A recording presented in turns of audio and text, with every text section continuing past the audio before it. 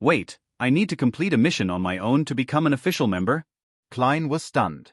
But we might not even have a mission this week, and when we do, it might not be so straightforward. Wouldn't that mean it could take me 1 or 2 months to become a full-fledged Nighthawk? Only then would I see a pay raise. Old Neil took a slow sniff of his coffee and glanced at him knowingly. It's just a tradition among the Nighthawks, Neil explained with a casual wave of his hand. We operate at the highest level of beyonder dangers. It's crucial that our teammates prove they can stand on their own, not act like children needing constant supervision. But don't worry, this won't affect the salary or privileges of an official member. So it's more of a ritual for earning recognition from the team. But why did Mr. Neil emphasize my salary so specifically? Was it that obvious I was concerned about the money? Klein touched his face awkwardly, offering a sheepish smile. Does it have to be a Beyonder-related mission? He asked. That's usually the case, Neil admitted. But your performance yesterday was exceptional. Ingeniously taking down a Beyonder of at least sequence 8? That's not a small feat. I suspect Fry Royale and the others already consider you one of us. Dunn might assign you to something more ordinary this time. Neil sighed dramatically. You'll be getting a hefty salary bump. Me? I'll never see anything like that again in my lifetime. Klein chuckled, then shifted the topic to something that had been on his mind. Mr. Neil, do you think the sequence 8 corresponding to Seer is clown? Reflecting on the descriptions in the confidential documents, it seemed plausible, a profession centered on deception and agile combat. I can't say for sure, Neil replied, rubbing his chin thoughtfully. But it's very likely. The documents mention traits like nimbleness and an artifice-focused fighting style, which fits.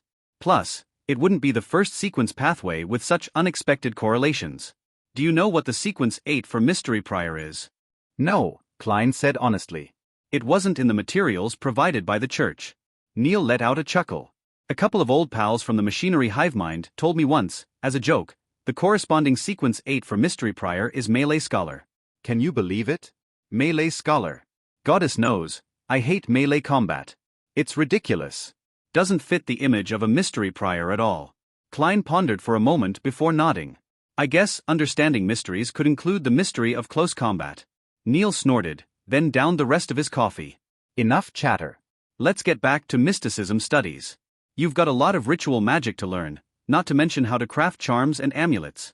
Understood. Klein settled into his seat, mentally mapping out his day. Golden Indus Borough, Deweyville Library. Klein presented his mentor's letter of introduction and secured a library borrowing pass. Flipping the card between his fingers, he approached the desk. Do you have a copy of research on the Hornacis Main Peaks relics? It's published by Lone Publishing Firm. The librarian checked the catalog, then shook his head.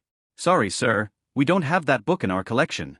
How unfortunate, Klein thought with a sigh. It seems I'll have to contact Lone Publishing or visit Koei University. He couldn't help but lament how outdated this library system was. They could use a computer. Too bad I can't invent one here, Klein mused wryly. Do you have issues of New Archaeology or Archaeology Summary? He asked instead. We do, the librarian replied. A gentleman just returned them. Following the librarian's directions, Klein retrieved the journals and found a seat by the window. Sunlight streamed in as he read. Ancient relics are not confined to the main peak of the Hornacis mountain range but are scattered across the surrounding forests, valleys and slopes. Structures feature lofty domes and immense stone columns, their grandeur unparalleled. It's hypothesized that mining was conducted on-site to avoid transporting materials up the mountain. Curiously, the closer the relics are to the peak, the larger they become. Yet, the summit itself holds no ruins, only speculation about divine palaces or sacrificial halls. Palaces that defy human craftsmanship. Divine halls. Klein's thoughts drifted to the dreamlike visions he'd had. Could those be connected? As he pondered, distant footsteps broke his concentration. He looked up to see a familiar face, one often featured in Tingen's newspapers.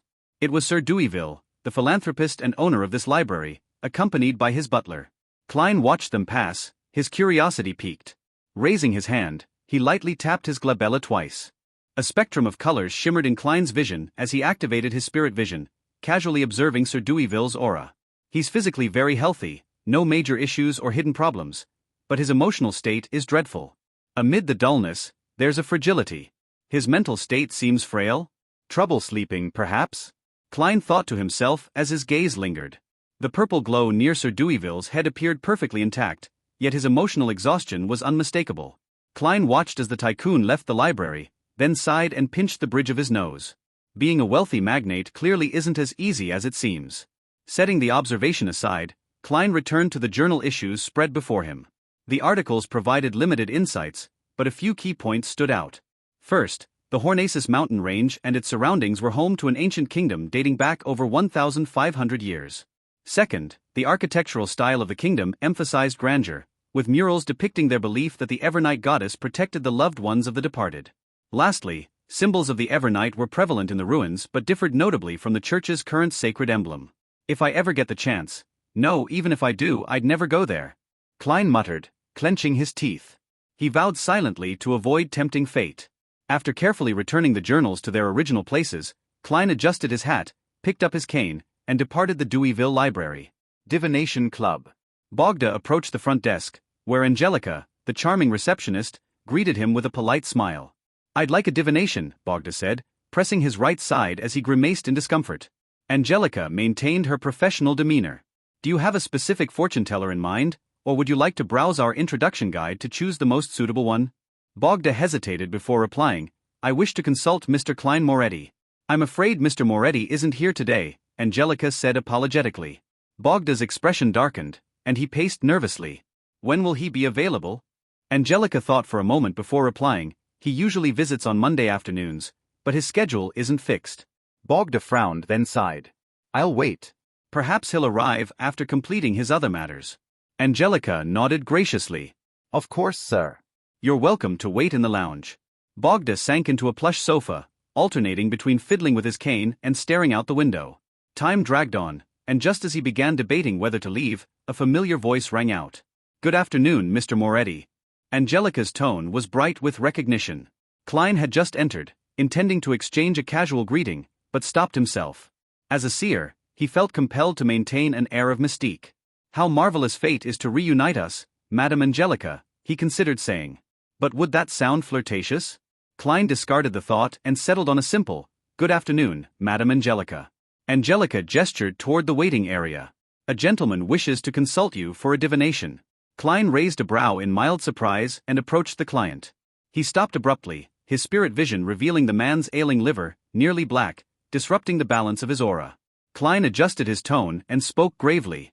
Sir, you need a doctor, not a divination. Bogda stared in shock, then murmured with awe, fascinating. Anna wasn't lying. He quickly explained, I've seen a doctor and might need surgery, but I'm terrified of the outcome. I want to divine the result. Klein nodded. My fee is 8 pence. Is that acceptable? 8 pence. Bogda exclaimed. You're only charging 8 pence? Klein smiled modestly. Humility and restraint are virtues for those blessed with insight into fate.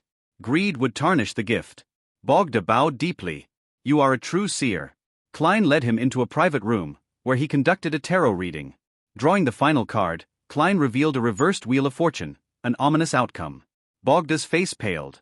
Is it hopeless? Klein paused, contemplating alternatives. Let me try another method. Leave your ring and date of birth here, and wait outside. Once alone, Klein performed a dream divination. In the surreal vision, he saw Bogda lifeless under a white sheet, being wheeled out of a trembling operating room. Awakening with a jolt, Klein frowned deeply. The surgery is unlikely to succeed. He considered his limited options. Perhaps Lawson's folk herb store. Mr. Glassy's miraculous recovery might offer a solution. Using spirit dowsing to confirm his hunch, Klein stepped out and returned the ring to Bogda. Your hope lies on Vlad Street in Eastborough, at a place associated with the name Lawson. Bogda clung to the sliver of hope and nodded fervently. Thank you, Mr. Moretti. Eastborough, Vlad Street. After combing the street, Bogda found the modest Lawson's folk herb store. He entered, greeted by the scent of herbs and a man in a black robe embroidered with cryptic symbols. Do you have medicine for liver disease? Bogda asked cautiously.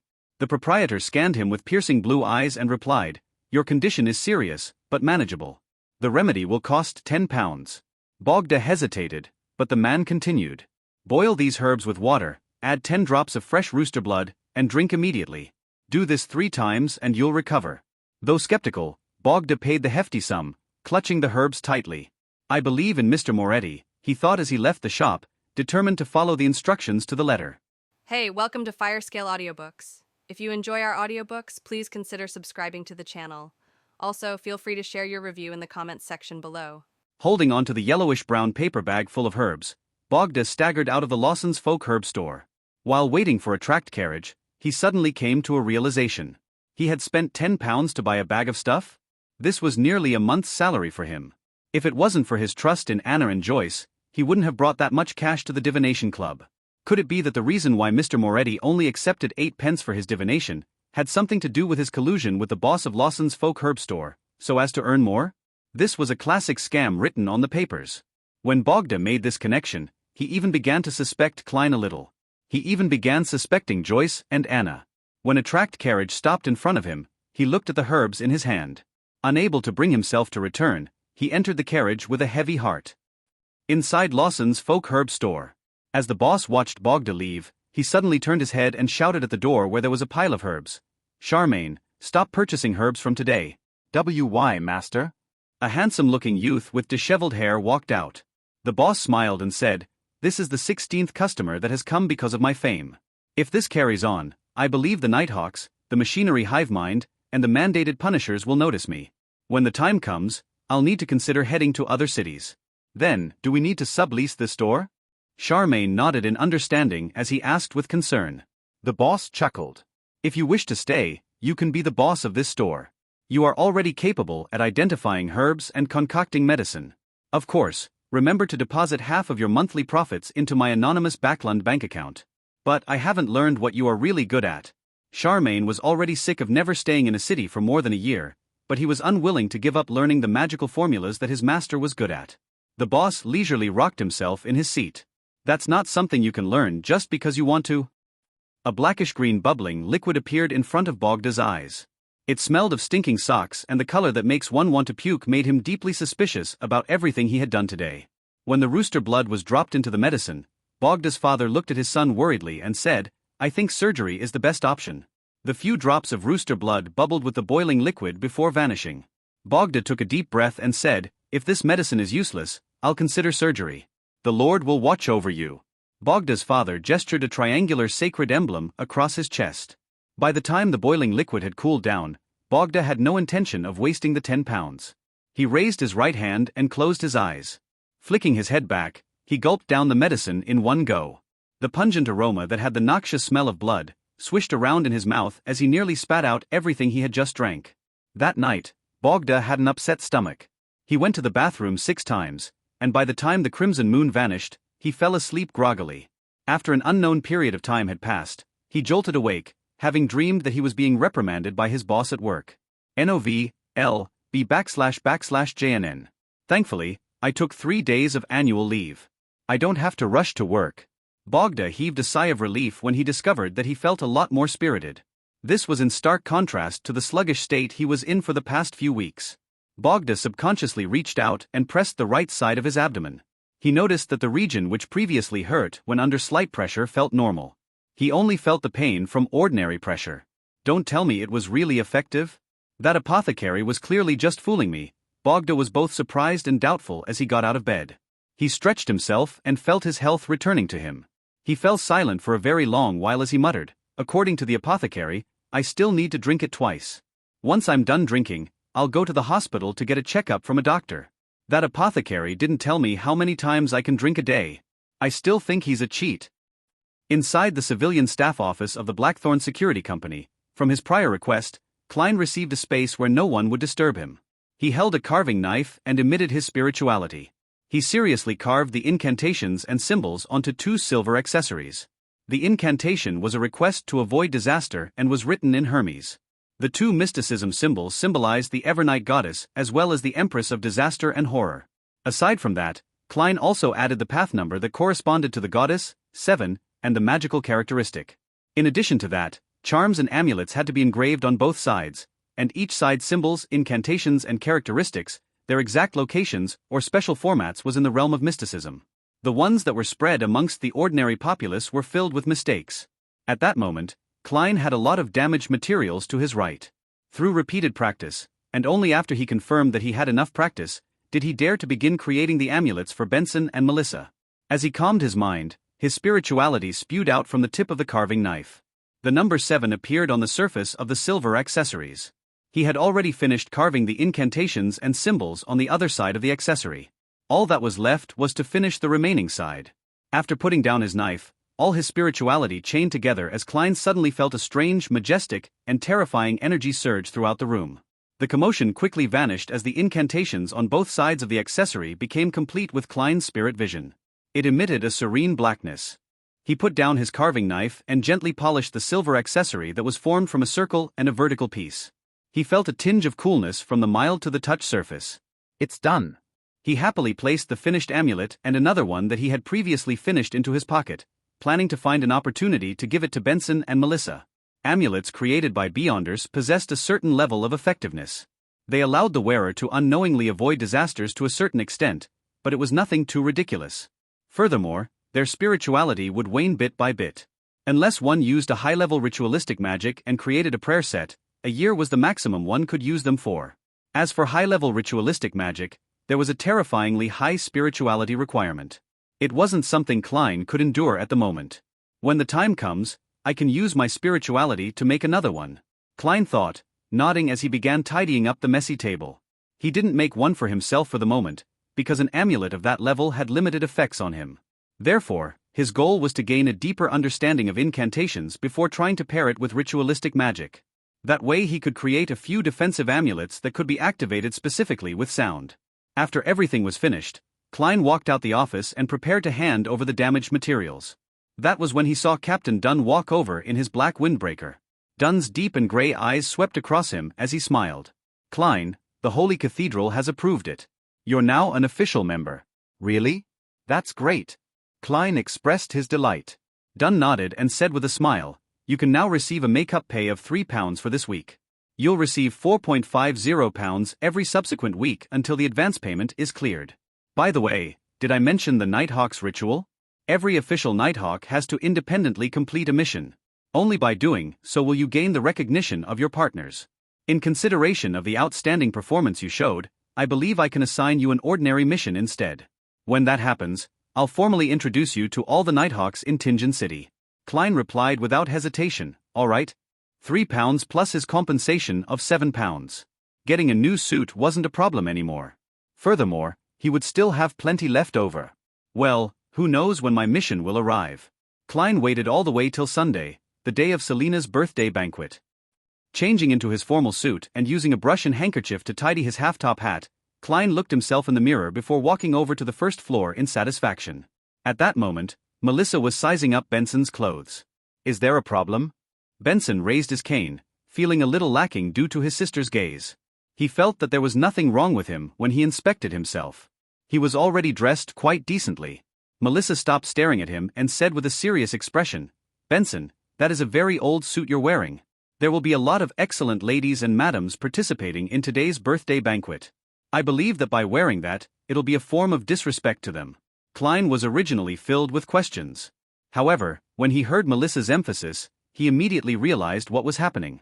He went over with a chuckle and said, Benson and I share a similar build. He can wear my other tuxedo. He had already informed his siblings about buying a new suit. He explained it away by saying that his clothes had been torn while inspecting certain objects. Therefore, the company generously compensated him. Of course, he concealed the matter of him being promoted with a pay rise. He was afraid of scaring them and only planned to tell them after half a year. Such an explanation made Blackthorn Security Company and Melissa extremely envious. They felt that the Blackthorn Security Company was an impeccable employer. There's no need to, right? Benson retorted, having not realized the gravity of the situation. No, it's extremely important. Klein pushed Benson's shoulders up the stairs. My tuxedo is hanging on the clothes rack. After watching Benson go up the stairs in a daze, Klein turned around and smiled at Melissa. Are you hoping that Benson will use the opportunity provided by Selina's birthday banquet to begin a beautiful new romance? He had been reading quite a fair amount of newspapers and magazines recently. He knew that aristocrats and middle-class banquets were typically grounds for blind dates. Melissa nodded solemnly. Yes, Benson has missed out too much because of us. Sis, why are you like a mother? Klein looked at Melissa as he suddenly shook his head with an exasperated laugh. Seeing the unconvinced look his sister's face, Klein suddenly felt like it was a good opportunity. He sized her up and said with a solemn expression, Melissa, I think you aren't showing enough respect to today's banquet as well. What? Melissa wore a puzzled look. Klein pointed at her neck. As a lady, you are lacking a necklace that accentuates that area. Without waiting for his sister to say another word, he smiled as he fished out a silver amulet wrapped with angel wings from his pocket. Thankfully, I prepared one for you. Melissa was taken aback at first before she asked, how much was it? Sis, your concerns are really quite misplaced. Klein silently scoffed as he explained with a chuckle, it's actually not very expensive.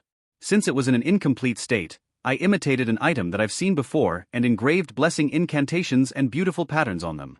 You engraved them? Melissa was indeed distracted. How is it? What do you think of my work? Klein took the opportunity to hand over the amulet to his sister. Melissa studied it before gently biting down on her lip. I like the surrounding angel feathers. If you think the incantations and symbols I engraved are ugly, then just say so. There's no need to mince your words. An amulet's value is in its effects. The corner of Klein's mouth twitched.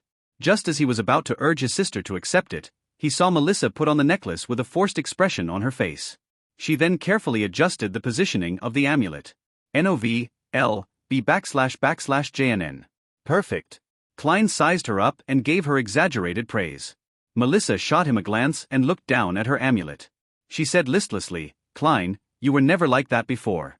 Acting like that? Perhaps it's because of my good job. With a decent income, I've become more confident.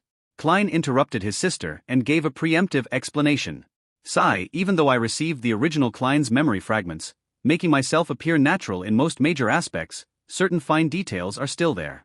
I'm still used to presenting my real personality. Especially when I'm getting closer and more familiar with Benson and Melissa. He sighed inwardly. Melissa seemed to accept his explanation and pouted her lips. It's great that you're like that, really great. After the two engaged in a short conversation, Benson came down having changed his clothes. He wore a white shirt with a black vested tuxedo. His black bow tie and a pair of long, straight trousers made it seem like he had undergone a complete makeover. It was like he was a successful businessman after years of hard work. Same for the receding hairline. Klein chuckled inwardly. Excellent, Benson. It suits you very well, he said with a brilliant smile while throwing up his hands. Melissa also nodded in agreement on the sideline. The facts show that my clothing is more important than me. Benson gave a self-derisive comment. Klein took the opportunity to fish out the remaining amulet and repeated his explanation from earlier before saying, I also made one for you. Not bad. I'll bring it with me.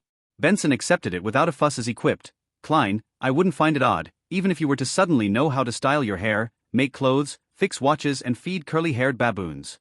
Life is just so full of surprises, Klein replied with a smile. Following that, the siblings tidied themselves up before walking out the main door. They took a trackless public carriage and arrived at the North Borough's Fania Street where Selina's house was. The Wood family lived in a terrace house as well, but unlike Klein's place, they had a porch. They had a small lawn in the front which made it look very elegant. When they rung the doorbell, Klein, Benson, and Melissa only had to wait for around 10 seconds before they were able to see the star of the day, Selina Wood. With a head covered in wine-red hair, the girl gave Melissa a delighted hug. I like this dress of yours. It makes you look exceptionally beautiful. Standing beside Selina Wood was her father, Mr. Wood, senior employee of Backland Bank's Tingen branch. Welcome, our honorable elder brother. Welcome, our young historian. He deliberately addressed Benson and Klein in an exaggerated manner. Young historian. Why doesn't he add the description of me having a conscience? Klein retorted as he took off his hat and replied with a smile, Mr. Wood, you look much more spirited and younger than I imagined. His style of flattery had unknowingly inclined himself to the foodaholic empire. Benson held out his hand and shook Wood's hand. I know a lot of bank employees, but they're all equally arrogant and stiff, as though they're the latest machines. None of them are as civilized as you. If you were to meet me at the bank, you might not say that about me. Wood laughed cheerfully. After exchanging pleasantries, Selina, who was wearing a new dress, led the siblings inside with a hop in her step. At times, she would mention in her usual tone that, Elizabeth is already here, and at other times, she would suppress her voice saying, Melissa, your brothers are more handsome than I imagined. Hey, I have good hearing. Although you are flattering me. Klein helplessly looked at the two 16-year-old girls walking ahead of him. This isn't right. I'm still quite far from being considered handsome. TSK, Miss Selina, how ugly did you imagine Benson and I to be? A balding, gloomy, fat man with a pale expression and lifeless eyes? Klein pinched his glabella in passing as he diligently practiced his spirit vision. Miss Selina Wood is healthy. She's excited and very happy. Mr. Wood's lungs are a little problematic. Right, I see his pipe. Klein swept his gaze across the crowd while in a good mood. Elizabeth, Melissa is here. At that moment, Selina introduced with a brisk tone. A girl dressed in a blue frilly dress walked over. She had naturally curled brown hair and adorable baby fat. Klein was stunned when he saw her because he knew the girl. He had helped her choose an amulet back at the underground market. Elizabeth greeted Melissa first before looking at Benson and Klein. She was stunned and her brows knitted slightly, as though she was thinking about something. Soon, Elizabeth smiled and politely greeted them as though nothing had happened. Klein also pretended not to recognize her. Under Wood's lead, they came to the sofa in the living room where they were introduced to Chris, Selina Wood's brother, and the other guests. As Klein watched Benson chat with Chris and the other solicitors happily over the topic of their neighbor, Mr. Shoud, he couldn't help but feel envious. I don't have such socializing skills. He picked up a cocktail from a table in the corner of the room as he listened quietly. At times, he would nod and echo with a smile. It didn't take long before all the guests arrived and the banquet officially began. As too many guests had been invited, the Wood family's dining table could not accommodate everyone. Therefore, the banquet was done in a buffet manner. The maidservants served the steak dishes, roast chicken, fried fish, mashed potatoes, etc., and placed them on different tables. The male servants were responsible for carving the meat, allowing for guests to take what they wanted. Klein couldn't help but click his tongue when he saw the elegant enamel plates and silver cutlery. He felt that the Woods were being too extravagant as a middle-class family. Since they're so rich, why would Chris need so many years to prepare for his wedding? When he thought of what his sister had previously mentioned, he was puzzled. Yeah, it was probably to save up money to buy this cutlery that would have taken them so many years to afford. To such families, they have to look respectable. Amidst his mixed emotions, Klein picked up a plate and walked in front of a dining table. He forked a piece of honey-glazed roasted meat. At that moment, Elizabeth with her adorable baby fat cheeks came over. As she looked at the food, she whispered, "So you are Melissa's brother." Thank you. Selina likes the amulet, I gave her a lot. She said that she felt healthier the moment she wore it. Selina. Amulet? Klein suddenly recalled the reason for selecting an amulet for the girl beside him. It was to give to a friend who liked mysticism as a birthday gift. That friend was Selina? Selina liked items related to mysticism? Klein frowned slightly as he smiled politely. It might just be akin to a placebo effect. After saying that, he began waiting for her to praise Emperor Roselle. However, Elizabeth's reaction was that of confusion. What's a placebo effect? It means it's completely psychological. At times, we believe that we will turn for the better and end up really becoming better, Klein explained crudely. No, she said it's different from the amulets that she bought in the past. It feels different, Elizabeth emphasized. She cocked her head and shot a glance at Klein and said curiously, I never expected Melissa's brother to be an expert at mysticism. As you know, I studied history, so it's common to encounter similar matters. Klein diverted the topic skillfully as he asked, Are you also studying at the Tingen Technical School? No, Selina and I were Melissa's former schoolmates. Later, she went to a technical school. I study at the nearby Ivos Public School, Elizabeth explained seriously. A public school wasn't established and maintained by the government. Instead, it was a school that accepted students from the public. It was an evolution of good grammar schools whose goal was to groom graduates so as to enter university. The schools were rather expensive and they would consider the student's family background. It could even be out the range of typical middle-class families. She didn't talk much. After choosing her food, she returned to Selina's side. After congratulating the star of the day on a happy birthday, the banquet gradually came to an end. Klein and Benson were invited to a game of Texas Hold'em. The small blind was half a penny, and the big blind was a penny. As for Melissa, Elizabeth, Selina, and their friends, they went upstairs. It was unknown if they were chatting or playing games. Klein's luck was pretty bad. He played about 20 rounds, but didn't receive a good hand at all. All he could do was fold and be a spectator. When he flipped the ends of his cards again, he found a 2 of hearts and a 5 of spades. Shall I try a bluff once? Klein considered for a moment, but did not manage to muster the courage. He also resisted the urge to use divination to cheat. He covered his cards and rapped the table, indicating that he was not making a call. Then, he got up and left the table to head for the bathroom. Roselle was also a person with the obsessive-compulsive disorder. He actually found an odd reason to name the place Style Texas. Klein shook his head as he proceeded forward. At that moment, he suddenly came to a halt as his pupils constricted. His spiritual perception told him that there was a strange fluctuation upstairs. The strange, twisted, and obscure fluctuation was short-lived. Shortly afterwards, Klein even suspected that he was hallucinating. If he wasn't considered rather skilled at spiritual perception, it was very likely that he would have written off the abnormality. Klein frowned as he thought of his sister upstairs. He tightly held onto his cane as he went around the bathroom and hobbled to the wood household staircase. He quickly went upstairs while following the traces with his spiritual perception before arriving at the living room beside the balcony. This should be it. Klein mumbled as he raised his hand and tapped twice on his glabella. Auras penetrated the walls and the large wooden door before entering his vision. Most of the colors were ordinary with a blurry outline. However, one of them in particular was rippling with a sinister dark green color over its surface that slowly corroded inwards. Just as I thought, something wasn't right. Klein wore an usually stern expression as he reached out with his right hand and removed the silver chain which was wrapped around his left wrist. He held the silver chain in his left hand, allowing the topaz to dangle before him. When the topaz stopped swinging, he traced the spherical light and chanted inwardly, "The room before me has danger caused by the supernatural." Normally, spirit dowsing was only suitable for divining something that was related to him or the specific circumstances in a small region around him. As such, Klein described the chant in very specific manner. The danger could affect him and the room was right in front of him. "The room before me has danger caused by the supernatural." After repeating the chant 7 times, Klein's eyes widened as he saw the topaz rotating in a clockwise motion rapidly. It was an indication that there was indeed danger caused by the supernatural inside the room, and it was of considerable danger. Selina is a mysticism enthusiast. Did something go extremely wrong when she was dabbling with some sort of ritual? What should I do? Klein massaged his brows and wrapped the chain around his wrist before knocking on the door. Thump, thump, thump. He knocked on the door 3 times rhythmically and wore an amiable smile on his face. The door opened with a creak. Melissa, who was wearing her new dress, appeared in front of Klein. "Klein, is something wrong?" The girl didn't expect her brother to be here, so she was momentarily surprised. Klein responded with a smile, without any sign of distress. "I was just curious since I heard you gals enjoying yourselves. Sorry for disturbing all of you."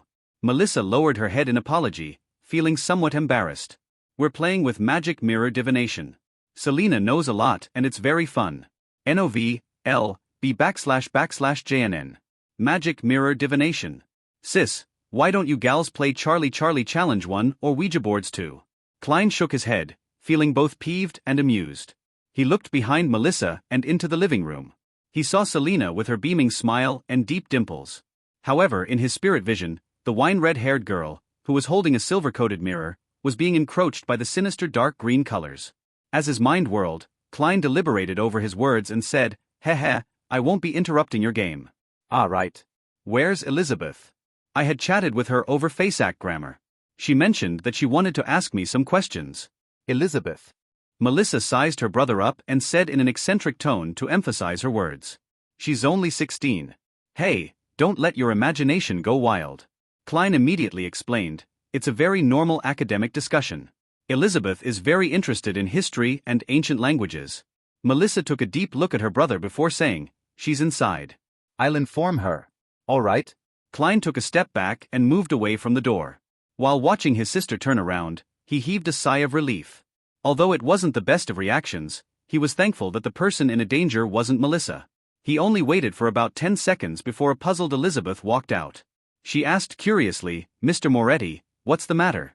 "I never said I was interested in history and ancient languages." At that moment, her sentence was halted by Klein's stern and solemn expression. Her nerves tightened as she seemed to sense that something wasn't right. Klein took a few steps diagonally as a gesture for Elizabeth to hide partially behind the door. The girl with the chubby baby fat was influenced by the sudden serious atmosphere, so she unknowingly followed. "As you know, I'm a mysticism enthusiast." Klein halted and turned around, speaking directly to the point. Elizabeth nodded and replied, "Yes, I even believe that you're an expert at mysticism." "No, I'm only an enthusiast, but this doesn't stop me from noticing that your magic mirror divination has turned into a problem," Klein said with a heavy tone. A problem? Elizabeth nearly raised her voice as she hurriedly raised her hands to cover her mouth. Klein thought for a moment before saying, "I know words alone will make it difficult for you to believe me. Return to the room and when Selina isn't paying attention, steal a glance at the front of the mirror which Selina has hidden away from all of you." "How do you know that she hid the front of the mirror from us?" Elizabeth blurted out. According to the information from the Nighthawks, more than 90% of the time, magic mirror divination cases which involve evil share such similarities. Klein smiled and said, general knowledge. When the doubtful and frightened Elizabeth returned to the room, his composed smile vanished instantly. His face looked worried. Even though we're all in the North Borough, to go from Fania Street to Zutland Street will take at least 15 minutes of travel by public carriage. By the time Captain arrives after making a round trip, the situation might have deteriorated to a hopeless state. If only Benson and Melissa wasn't here. But I can't deal with those hidden and unknown existences. Do I have any means to contain it? Right, Selina is a mysticism enthusiast. Her room definitely has no lack of pure dew, essential oils, herbs, and other items. Just as Klein was racking his brains for a solution, Elizabeth sat next to Selina by using an excuse of discussing something with her. A girl opposite her sipped a mouthful of red wine, and under the teasing looks of everyone despite her blushing, she mustered her courage to ask, "Can you help me divine when I'll meet a romantic and handsome gentleman?" Selina lightly coughed twice as she rubbed the mirrors back and said, "Mirror, mirror, tell me. When will the gentleman in Yanina's heart appear?" After repeating it 3 times, she picked up the mirror and raised it in front of her.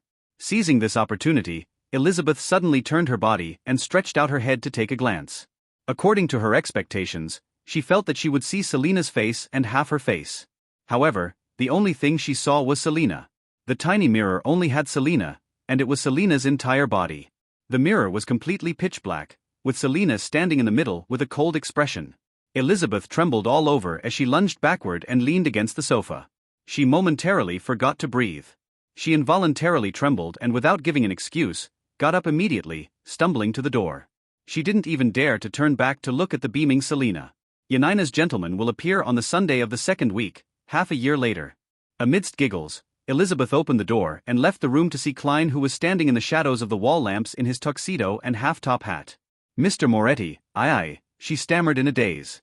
Klein calmly smiled. "Don't disturb the girls and ladies inside." Infected by his smile, Elizabeth calmed down significantly. She extended her hand and closed the door as she quickly walked over to the wall lamp. I saw it. "I saw only Selina inside the mirror.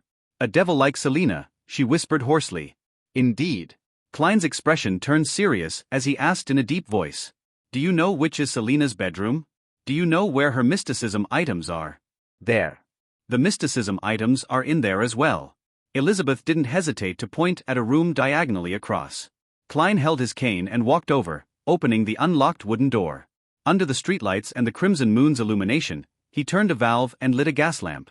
A pale yellow light glowed as he swept the area and found bottles of pure dew, flower essence, boxes of herbal powder, candles and amulets.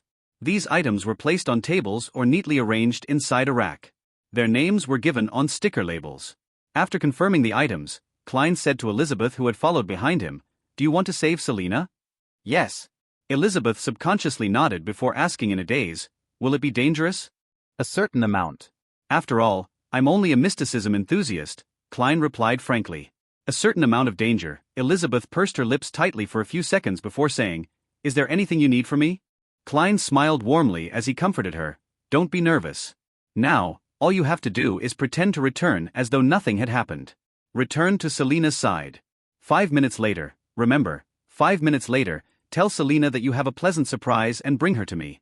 Knock on the door softly, 1 long knock and 2 short ones. Following that, well, leave it to me." Elizabeth thought over it silently before nodding seriously. All right. Seeing her return to the living room, Klein glanced at his pocket watch. He closed Selina's bedroom and quickly cleared the desk. Then, he picked the items needed and placed them on a chair. Immediately following that, he picked up 2 faint candles with a light aroma. He placed them on the upper left and right corners of the desk. They were symbols representing the Lady of Crimson and the Empress of Disaster and Horror. Klein planned on holding a ritual here to borrow the Evernight goddess's powers to ward off the mysterious and unknown existence that was affecting Selina. As he was only a sequence 9, the ritualistic magic he knew wasn't strong enough. In order to succeed, he needed Elizabeth to lure Selina into a sealing circle, right in the vicinity of the altar. Therefore, he needed to consider situations in which Selina might notice and resist. Due to these reasons, Klein planned on using suspension-style ritualistic magic. Suspension-style ritualistic magic referred to the termination of a ritual according to the Beyonder's judgment. They could finish other matters first before returning to continue the ritual. Even by doing so, it was still possible to gain the desired effects. This was a technique produced over 1,000 years of ritualistic magic development. After all, many high-level ritualistic magic required multiple steps. The duration ranged from an hour to half a day before finishing. It was difficult to ensure that no one disturbed them during the entire process or that there wouldn't be any accidents. After gaining lessons from various predecessors through blood and tears, gaining feedback through each failure, being able to suspend ritualistic magic became mainstream at the higher levels while it also indirectly affected the lower-level rituals. However, being able to suspend a ritual didn't mean that the ritual could be suspended at any time. One had to abide by mysticism theory and grasp the corresponding technique. If not, the failure of the ritual was unavoidable. It could even result in a terrifying backlash effect. Based on Klein's understanding, once one gained the attention of a particular divinity, and the divinity was waiting on the contents of the request, to suddenly say, "Wait, I need to use the bathroom," one can only be congratulated since they might never need to go to the bathroom ever again. Phew! Klein heaved a sigh of relief as he composed himself. Even though he had held many luck enhancement rituals and had even designed a corresponding ritual that made an attempt at justice and the hanged man, this was his first actual ritualistic magic that abided by the rules. After looking at the silver inlaid cane by the side of the bed, Klein picked up the third candle and placed it in the middle of the desk to represent himself. He placed the silver bowl that Selena used for rituals in front of the third candle and replaced the axe with a sacred emblem. On the left were the pure dew and essential oils of the moonflower, slumberflower, and other plants. While on the right, he placed a plate of salt, a small silver dagger, a piece of fake goatskin, and a quill that was dipped in ink. Luckily, Selena had a complete inventory. Otherwise, he wouldn't have had any way to complete the preparations. As for the moderately fast rituals that old Neil could perform, they were not something a seer could do. From the looks of it, Selena was quite an experienced mysticism enthusiast. Yes, if she wasn't experienced, then she wouldn't have gotten into such trouble. She was only 16 and had been exposed to all of this for at least a year. Who had guided her? Ideas flashed through his mind as he picked up Selena's cup from the bed. He poured plain water into it and placed it beside the coarse salt. He took out his pocket watch and popped it open. He didn't delay any further after taking a glance at it. He traced layers of the spherical light in his mind and quickly entered meditation. The room that was filled with floral fragrance was suddenly subject to a formless whirlwind. Klein put away his pocket watch and his eyes suddenly turned darker, from brown to black, as though he could see through one's soul. He extended his palm and laid it against the candle on the top right corner. He chanted inwardly, "Evernight Goddess, you are the Lady of Crimson." As Klein chanted, he extended his spirituality and rubbed the candle wick. After a couple of moments, the candle suddenly lit up, and there was a tranquil blue inside the dim yellow light. "Evernight Goddess, you are the Empress of Disaster and Horror." Just like he did before, Klein successfully lit up the second candle on the top left corner. "I am your loyal guard, the shield that fends against danger in the dark night, and the long spear that stabs at evil in the silence." Whoosh! The third candle that symbolized Klein began to burn. The flame was still. He picked up the small silver knife and mimicked old Neil's motions. He used incantations, coarse salt, and plain water to fulfill the purification. Then, he let his spirituality that he had gathered spewed out from the tip of the silver dagger, and naturally merged them as one. With the silver knife in hand, Klein walked around the bedroom, kneeling when he came to the bed, and sealed the area with a formless barrier. The light from the street lamp outside the window suddenly disappeared, but the red light was still shining through quietly. Klein returned to the study desk and picked up the quill. With spirituality and ink, he drew incantations and symbols to ward off disaster. When all of that was finished, he put down the things he was holding. Then, he trickled a drop of pure dew, flower essence, and essential oils on each of the 3 candles. Sizzle! A faint fog filled the room which suddenly possessed an additional hint of mystery. Next, he burned a few types of herbs before taking a step back from the mixture of fragrances and began reciting the corresponding incantation in the suspension ritualistic magic. "Nobler than the stars and more eternal than eternity, the Evernight Goddess. I pray for your loving grace. I pray for you to show your loving grace to a devout believer of yours. I pray for the power of the crimson. I pray for the powers of disaster and horror. I pray that you will cleanse your devout believer, Selena Wood, from evil's corruption and be safe from danger. I pray that you would wait for a moment for that unfortunate girl. Moonflower, a herb that belongs to the red moon, please bestow your powers to my incantation. Slumberflower, a herb that belongs to the red moon, please bestow your powers to my incantation." After reciting the incantation, Klein closed his eyes and repeated it 7 times in his heart. He saw that there was nothing out of the ordinary at the altar. He then lifted the silver dagger again and took a few steps back to the door of Selena's bedroom. He tapped his chest in 4 spots, forming the shape of the crimson moon. He then turned around and raised his silver dagger. His spirituality spewed out from the tip once again and sliced open the shape of a door in the formless wall. Klein knew that even if he opened the door at that very moment, it wouldn't affect the tranquility and holiness of the altar. He took out his silver vine leaf pocket watch that had an intricate pattern. He checked the time and went through the process that was to happen in a few moments. In the living room, on the 2nd floor, Elizabeth's body was quivering as she lifted her head from time to time to check the wall clock. She was counting down in silence under the illumination of the 2 gas lamps. "It's almost time." As she spoke softly, she looked sideways at the lively girl with long wine-red hair. Her dimples were deep, her smile was bright, and she gossiped well with all the friends around her. But the more everything looked normal, the more terrified Elizabeth felt. The cold and horrifying Selina in the mirror seemed to be in her head, and she couldn't wipe the image away. I can't wait anymore. I have to take action now. Elizabeth suddenly stood up. Before everyone's shocked gazes, she smiled and stuttered, "Selina, I have a surprise for you. Follow me out for a bit." Really? "Didn't you give me a birthday present already?" Selina flipped the mirror the other way around and stood up in surprise. A surprise will and not have any signs. Elizabeth felt that she had no talent in acting at all. Without saying another word, she walked toward the bedroom door first. Selina followed behind with a confused smile. Melissa looked at her 2 best friends leaving, and unconsciously knitted her eyebrows. Elizabeth is acting so strange today. She started acting even stranger after she met Klein. She suddenly ran out earlier and said that she needed to use the bathroom, but why did she look so anxious? Selina's bedroom entrance. Elizabeth took a deep breath and said to the girl in front of her, "Let's go to your room." "Elizabeth, you seem very nervous and afraid." Why? Selina looked puzzled at her good friend as she noticed her body trembling constantly. Excitement. Yes, excitement. Elizabeth shot a glance at the mirror in Selina's hand as she turned half her body around to knock on the door with a long knock followed by 2 short successive ones. "Why are you knocking on the door?" Selina was baffled even more. Creak. Her bedroom door opened. Dressed in his black tuxedo and half-top hat, Klein appeared in front of the 2 girls. Pleasant surprise? "This is a pleasant surprise." Selina's mouth turned agape as she felt perplexed. At that moment, Klein suddenly reached out his hand and grabbed her by the wrist. He pulled her into the room as Elizabeth stood rooted to the ground. Simultaneously, Klein's silver dagger struck forward as it spewed out his spirituality, which quickly mended the door-shaped passage. The invisible spirituality wall sealed off the room, insulating Selina's screams within. Bang! Klein suddenly closed the door and without even looking at Selina, he rushed to the desk. The wine-red-haired girl stopped screaming as she looked up and surveyed the room. Her gaze rapidly turned cold as her skin was mottled with paleness. Her fingers rapidly grew sharp fingernails.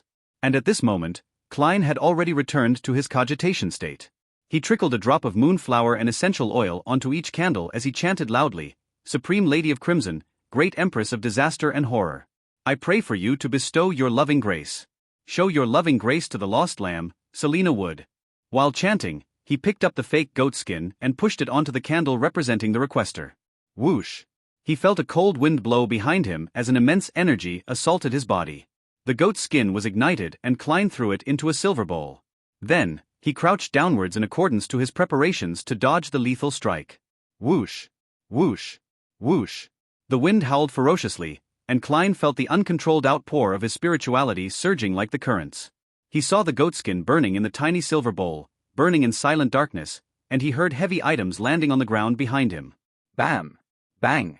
The 2 sounds followed one after another with almost no breaks in between. Wisps of dark green gases plunged into the silver bowl and vanished into the illusory darkness. Klein rolled to the side and got up. He drew his revolver from his armpit holster. However, he saw that the adorable red-haired girl Selina had fallen to the ground and the silver-coated mirror had shattered into countless broken pieces on the carpet. Those shattered pieces didn't reflect Selina, but showed the ceiling and Klein's silhouette. Then, through the spirit vision he had left active, Klein saw the wicked dark green in Selina's aura had vanished completely. Everything returned to normal, but she seemed more frail. Phew! He had just relaxed when he felt a sharp, throbbing pain in his glabella and head. The sharp pain spread all over his body and made him want to roll around on the floor. Klein held his fists tight, and the veins on the back of his hands popped and became black. They looked like moving worms. Simultaneously, he heard silent screams and the whispers that ripped at his mind. It took him nearly 20 seconds to survive the ordeal. His forehead and vest was soaked in cold sweat. The ritualistic magic I used sucked up all my spirituality and almost made my beyonder powers lose control? Klein made a rough guess of the situation. That also made him notice that he had digested quite a bit of the remaining energy in the potion. Based on his calculations, if he had the strength at the time he consumed the potion, he believed that there was no way he could have survived the ordeal. He could have become a monster straightaway. Acting is quite effective after all. Klein tapped his glabella and wiped away his sweat. He turned towards the altar, tapped his chest 4 times, and said out loudly, "Praise the Lady." Following that, he extinguished the candles and quickly tidied up the altar. Finally, he placed the items back into the desk and used his silver dagger to dispel the spirituality wall seal. Whoosh! The sound of the wind echoed before subsiding. Klein let out a long sigh of relief and felt a sense of lingering fear. If I hadn't walked through the process beforehand and successfully completed the ritual, then things would have become troublesome. Besides, I still don't know who my opponent or enemy is. Thankfully, the room was carpeted, so I didn't damage my clothes while rolling. He shook his head and reached out to open the wooden door to Selena's bedroom. n/o/vel/b//in.c//om. How was it? Elizabeth took 2 steps back and asked nervously. Klein looked at her terrified expression and took off his half-top hat before saying with a warm smile, "I've already corrected the mistake of her magic mirror divination. It's been resolved now." "Has it really been resolved?" Elizabeth asked in disbelief. Klein smiled and nodded casually. Yes. It wasn't too hard. That last part was a lie. He added inwardly. Perhaps it was the fact that Klein had been calm and collected all this time, or perhaps he was her only ray of hope. Either way, Elizabeth didn't doubt him anymore. She patted her chest and heaved a sigh of relief. Thank you. You truly are a trustworthy gentleman. I was scared senseless just now. How is Selena? Is she fine now? She might remain unconscious for the next few minutes, but she's completely fine now. 2 to 3 days of weakness is to be expected. Klein suddenly had a stern expression on his face as he asked, "Who taught her mysticism? Didn't he tell her about the basic taboos?" Elizabeth straightened up a little more like a student who had just been scolded by her teacher. She thought for a moment before saying, "Selena once mentioned that her teacher is Hannas Vincent. She met him a year ago at the Divination Club on Howe Street." Hannas Vincent. On the surface, he didn't seem to teach anything questionable about magic mirror divination, but he's secretly been teaching dark divination. If I knew about this earlier, then I would have reported it to Captain and have raided him earlier. Klein felt some regret as he asked in a deep voice, was he also the one who taught Selena magic mirror divination? Klein was left with a lingering sense of fear because this matter had nearly affected his sister, Melissa. Elizabeth nodded cautiously. Yes, but Selena had tried magic mirror divination a few times without any success. Today she told me that she had a peek at her teacher's hidden incantations and that there would be no problems. She was basically an expert at courting death. Klein massaged his temples to alleviate his headache. Do you still remember the incantations she recited? Well, although Hannas Vincent had not voluntarily imparted the dangerous knowledge to Selena, it's obvious that he had been experimenting with it to extend an invitation to a mysterious, unknown entity. This would become a problem sooner or later. It has to be dealt with quickly before it gets worse and becomes a problem for someone else. I remember a part of it. Elizabeth recalled. She recited it in Hermes. As you know, I was only exposed to Hermes just recently. All I remember is her using the terms revolve, spirit, creator, and grace. Creator? The true creator? Many underground mysticism enthusiasts believe in this ancient entity revered by many secret organizations. Yes, an entity that appeared 1,000 years ago during the early stages of the Fifth Epoch.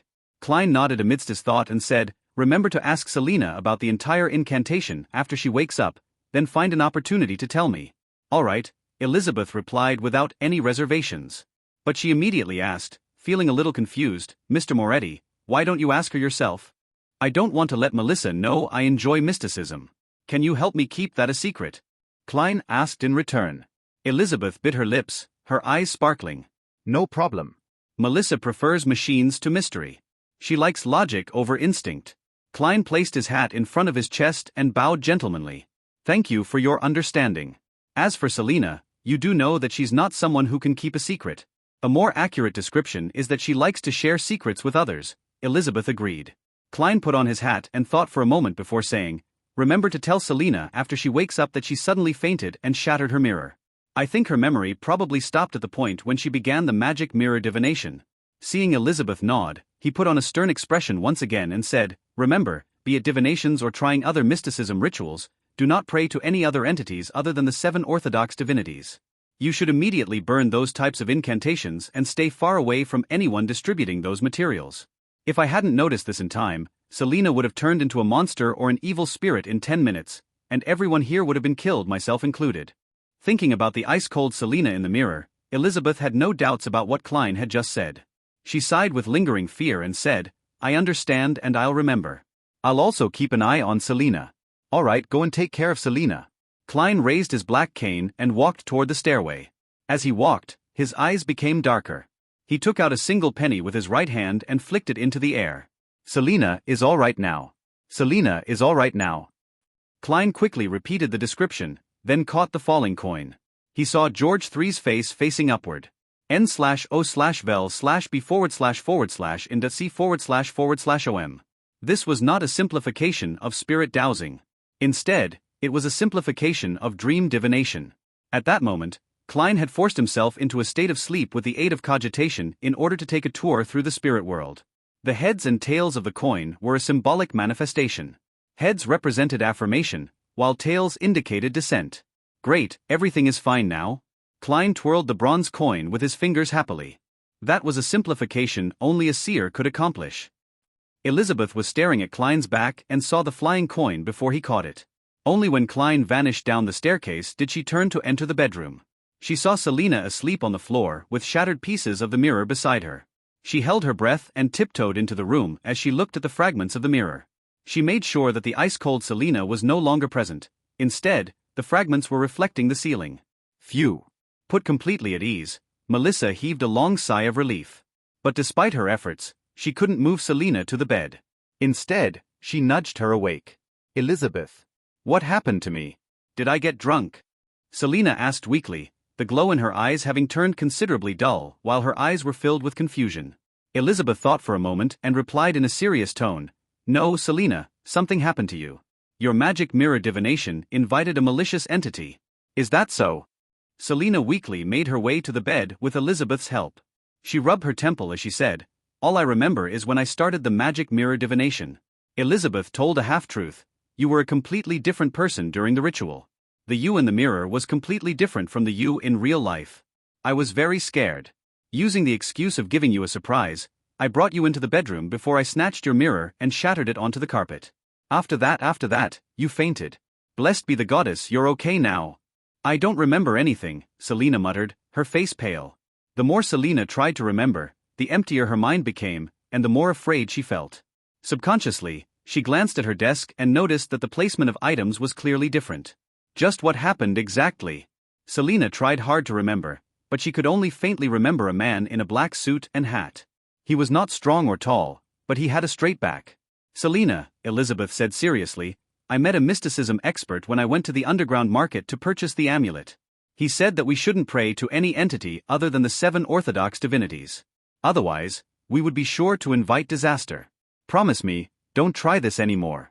I didn't even know if what I did could save you just now." Selina was scared senseless. She nodded in a daze. "No more, I'll never try this again. And, just what did the incantations of your mysticism mean? If I have the chance to meet the mysticism expert again, I will ask him for you," Elizabeth asked, feigning nonchalance. Selina rubbed her temple and said, "Spirit that revolves this world, the grace of the true Creator, the eyes that look at fate." Tap, tap, tap.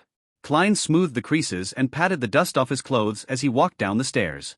After that, he took off his hat and returned slowly to the long dining table. "Where did you go?" "It has been nearly 10 minutes, Selina's brother, Chris, asked as he folded his hand. Klein smiled and replied, "To the bathroom, then upstairs to acquaint myself with the ladies." "I appreciate your honesty," Chris praised in laughter. He had the red hair and short build that ran in their family. He wore gold-framed glasses and had quite the personality. He was an exceptional lawyer. "You wouldn't say that if you knew that I had knocked your sister unconscious upstairs." Klein replied humbly, "We were merely engaging in academic discussion. In the area of mysticism." He put down his hat and returned to his seat. He received his 2 cards as the new round started. Flipping up the corner of his cards, he saw the King of Spades and the Ace of Diamonds. "Looks like I became luckier. Is this payback for doing a good deed?" Klein took out a coin in preparation to place his bet. Since Hanas didn't intentionally reveal the incantation to Selena, there's no need for me to urgently report this to Captain. He continued his cautious playstyle in the following rounds, only betting when he had a good hand. He didn't take any chances to bluff and didn't win much. When the game ended at 10:30, he had won 6 pence. I won 2 soli and 8 pence. Benson fiddled with the notes and coins in his hand. I didn't expect you to be an expert at poker, Klein praised, laughing. No, I don't play often, but I know that this is the same as negotiation. You have to hide your cards and figure out the hidden cards that people have before using various means to scare or entice them. Benson hadn't finished his sentence when he saw Melissa and the rest coming down from the second floor. It's time to go home, said Klein as he glanced at his sister and her friends while rubbing his temples. The throbbing pain in his head remained. After that, Klein went to the bathroom once more and took the opportunity to walk past Elizabeth and obtain the complete incantation. Returning to his siblings, he smiled and said, "Oh right, I suddenly remembered something. I need to head back to the company for a while. Shall we go to Zutland Street first? It'll be quick." "What is it?" Benson asked casually. Melissa looked at her brother with a serious expression because she felt that Klein's behavior tonight was strange as well. In fact, it only looked slightly more normal than Elizabeth's behavior and, later, Selena's. Klein chuckled as he had long thought of an excuse and said, "There was a mistake in one of the document descriptions, and I already informed my colleagues that I would hand it over to them when I arrive early at the company tomorrow morning. So, I can either amend it now since it's on the way or wake up at least half an hour earlier tomorrow morning." No doubt, I've chosen to do the former. Ah, no wonder. I had a nagging feeling that your mind wasn't in the game, so you were actually thinking about work. Benson smiled, suddenly enlightened. No, I apologize. I should say the card game helped you think. All right, we shall wait for you. Melissa looked away and smoothed out the ruffles of her engagiantes. As it was past the operation time for both track and trackless public carriages, the 3 siblings bid their hosts farewell before hiring a carriage nearby. It cost 2 soli for 45 minutes. "I've heard that every carriage driver that rents out their own carriage adds ridiculous fees," Benson complained in a low voice. He had used most of the money that he won earlier to pay the driver. Klein smiled and replied, "I think it's very acceptable. After all, it is almost 11 o'clock. I was just joking. I thought that we could actually share the carriage with other guests. 45 minutes can take us to many places." Benson looked out of the window at the other people who were hiring carriages one after another. "I know, ride-sharing." Klein rubbed the top of his silver-inlaid cane and said, "We don't have a problem with that, but the other customers might." "Benson, did you notice that they care a lot about their image and at looking respectable? I think that might be common among the middle class." Benson nodded seriously and said, "The Wood family was much more extravagant than I imagined. However, Wood's weekly salary is only £4 per week. Looking respectable might be the biggest difference between the middle-class people and curly-haired baboons. Do you have something against curly-haired baboons?" Klein almost burst out laughing. Melissa didn't join in on their discussion. She took a seat and sized up Klein from time to time. Her gaze was sending chills down his spine. The 2-wheeled horse carriage was traveling quickly in the dark, quiet street. They arrived at Zutland Street in only 12 minutes. "Wait for me here." 5 minutes, it won't be more than 5 minutes, Klein emphasized. He put on his top hat, grabbed his cane, and got off the carriage. As the carriage driver was charging based on time instead of distance, the driver didn't mind waiting. Going up the stairs, Klein arrived at the Blackthorn Security Company and knocked on the door. Within 10 seconds, the door was opened wide. Leonard Mitchell appeared before him in a vest and shirt. "You're not on duty tonight," Leonard pointed out, looking surprised to see him. Klein was only on guard duty once a week for the Cheney's Gate. They maintained a regular work schedule for the rest of the time. As for emergencies that happened at night, they would be dealt with by the sleepless who enjoyed the night. However, only getting 2 to 3 hours of sleep a day can cause baldness and memory loss. Whenever he thought about this, Klein couldn't help but ridicule Captain Dunn Smith in his mind. "I have something to report," he answered simply. "There's a mission?" Leonard asked casually, moving aside. When Klein entered the reception hall, he saw Dunn coming out in his black windbreaker. His gray eyes were dark as usual. "Captain, I came across an incident involving the supernatural." "Give me the details," Dunn asked directly. Klein recounted the whole story from earlier and reported the steps that he took to deal with it. "So, I think there's a need to investigate Hannas Vincent. Back then he believed that since the evil entity that was invited by the magic mirror divination hadn't caused a disaster, and there was no indication that he was in extreme danger. That meant that the entity probably still needed more time. It didn't want to awaken or possess Selena ahead of time, therefore, as long as its goals were not exposed, the evil entity chose to observe the situation. Under such circumstances, it wasn't hard for Elizabeth to trick Selena to head to the entrance of the bedroom. You've done well. You seized the opportunity before the evil spirit fully materialized to possess her body completely. Dunn lifted his head lightly and said, "Let us take care of the follow-up investigations. You can return home to rest." Klein heaved a sigh of relief and chortled. "I thought you would make this my initiation mission and make me complete it alone." From the incantation that Elizabeth provided him, Hannes Vincent was certainly dangerous. "That's because there's already an initiation mission for you." The desultory Leonard chuckled by the side. What? Klein was shocked. Dunn smirked and explained with his soothing voice, "At around 7 tonight, the police station referred us to a case. From our initial assessments, there doesn't seem to be any danger or urgency, so it was decided that you would complete it on your own tomorrow." "All right, don't ask about the case. Rest well tonight and move your day off to Tuesday or Wednesday." "Captain, doing that only affects my sleep. Plus, Monday afternoon is when the tarot gathering takes place. Do I need to send a postponement notification to Justice and the Hanged Man?" Klein shook his head and smiled bitterly. He then bade farewell and left. Exiting the stairway, he suddenly sensed something.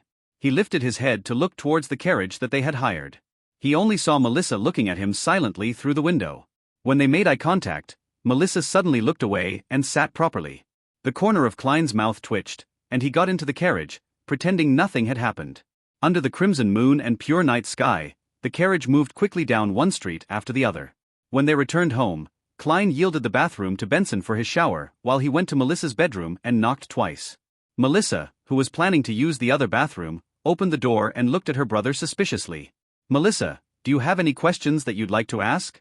"I know you do," Klein asked straightforwardly. "Don't just observe me in silence." Melissa's lips trembled and creased her eyebrows as she spoke. "Klein, what did you do to Elizabeth? She seemed a bit off. And later on, Selena started acting very strange too." Klein had prepared his reply. "Do you know that Elizabeth and Selena are mysticism enthusiasts?" "Yeah, but I don't like it."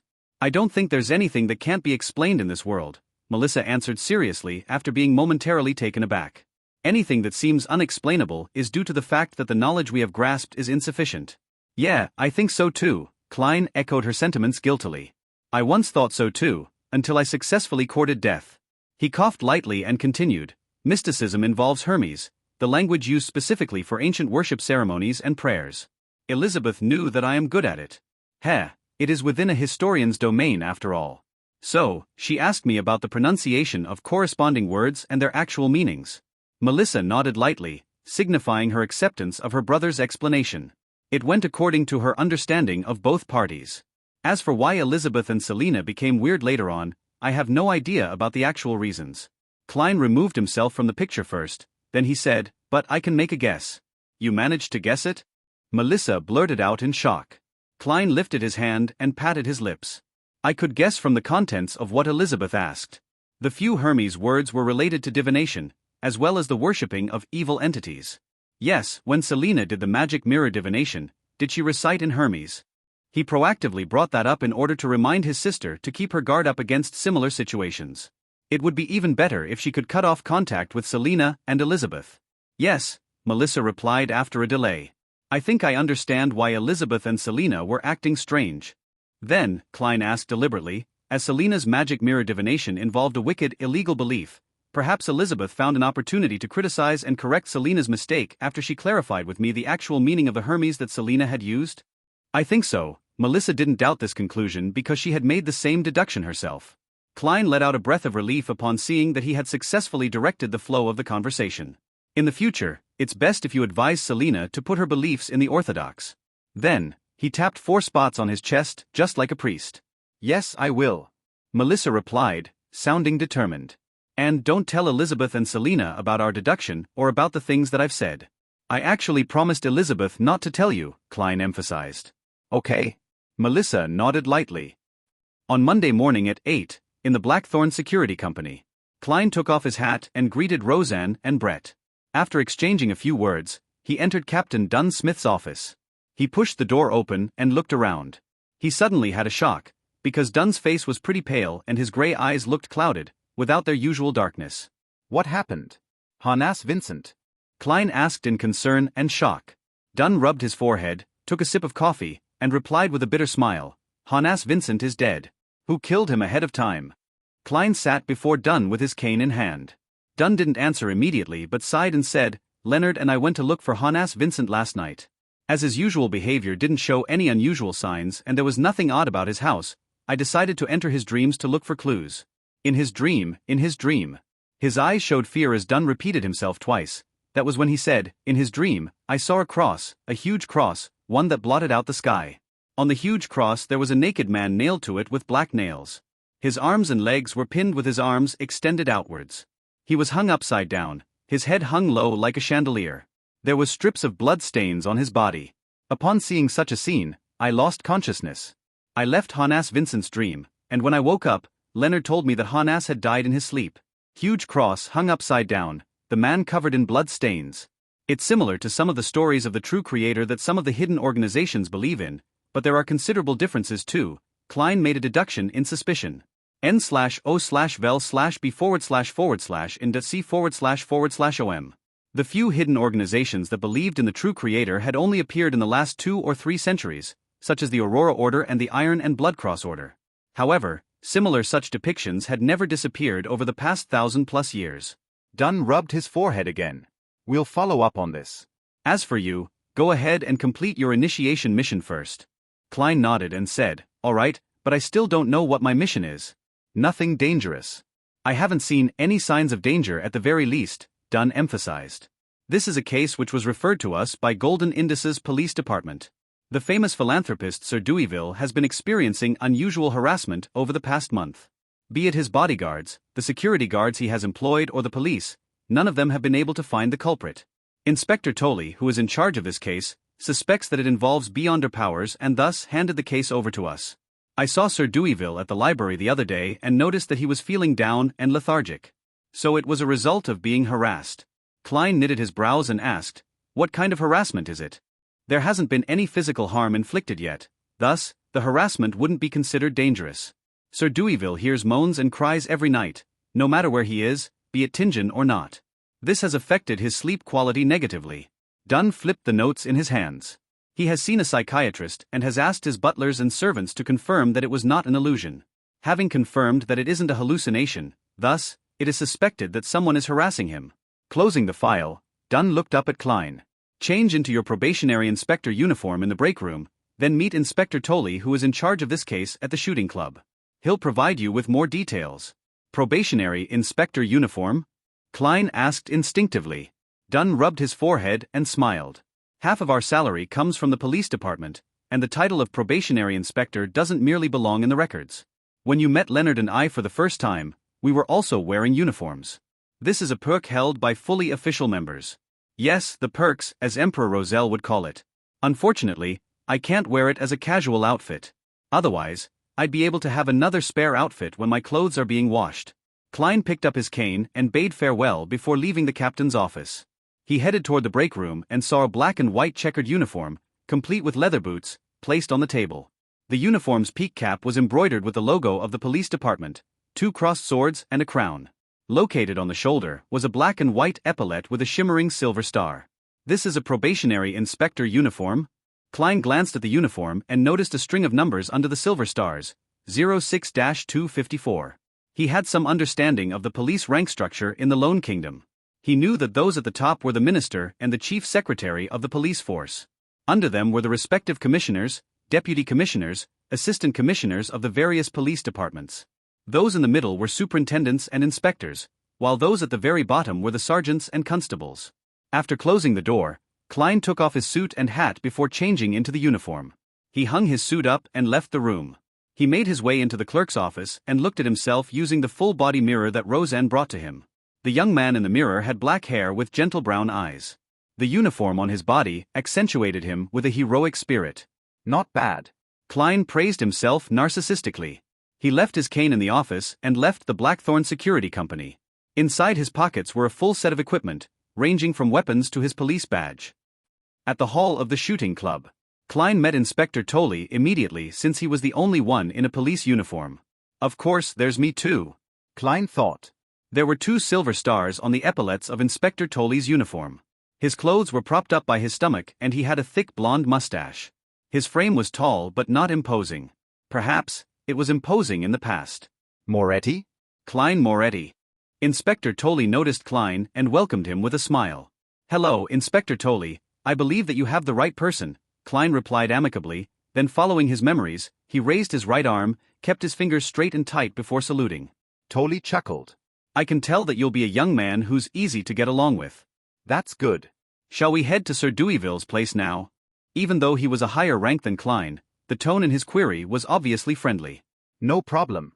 Klein thought for a moment before he said, "You can fill me in on the details of the case on the carriage." "Sure."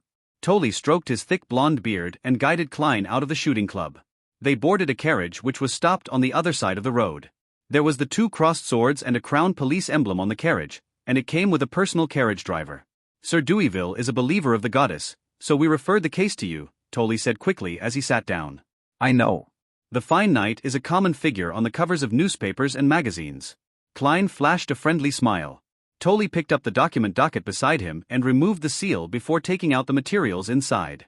As he flipped through them, he explained, "Regardless, even if you are aware of it, I need to provide you with the detailed briefing.